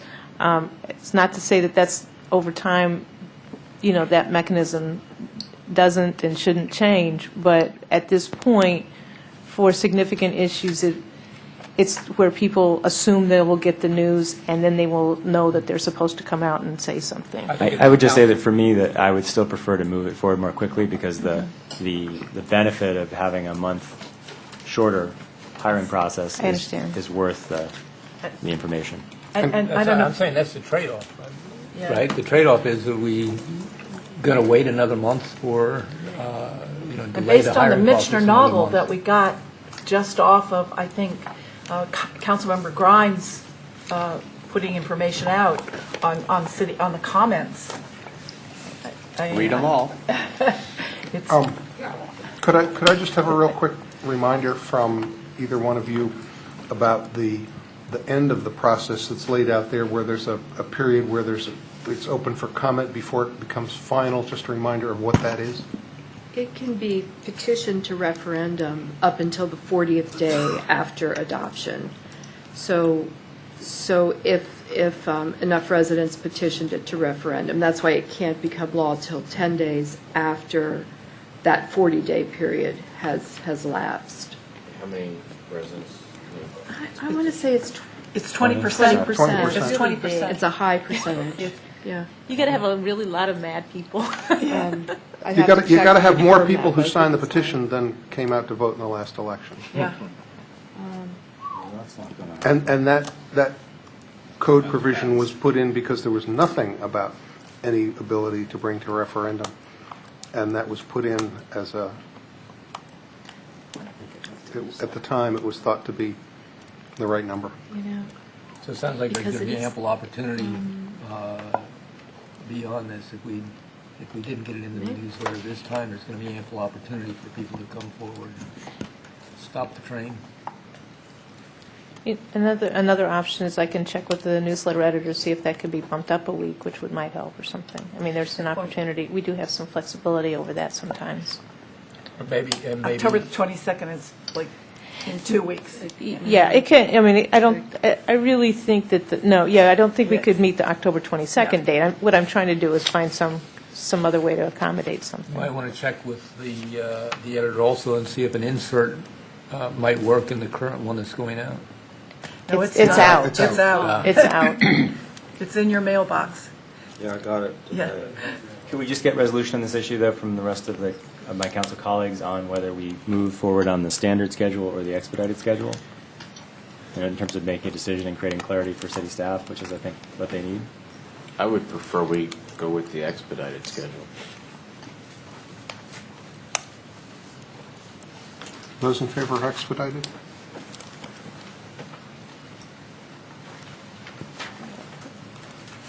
We'll go with expedited.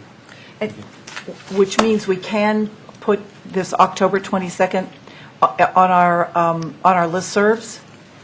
Is that against the rules? I don't know the rules so well.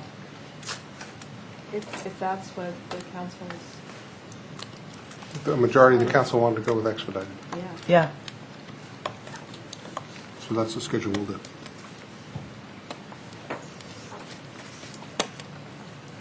We're adjourned. Love it, love it, love it.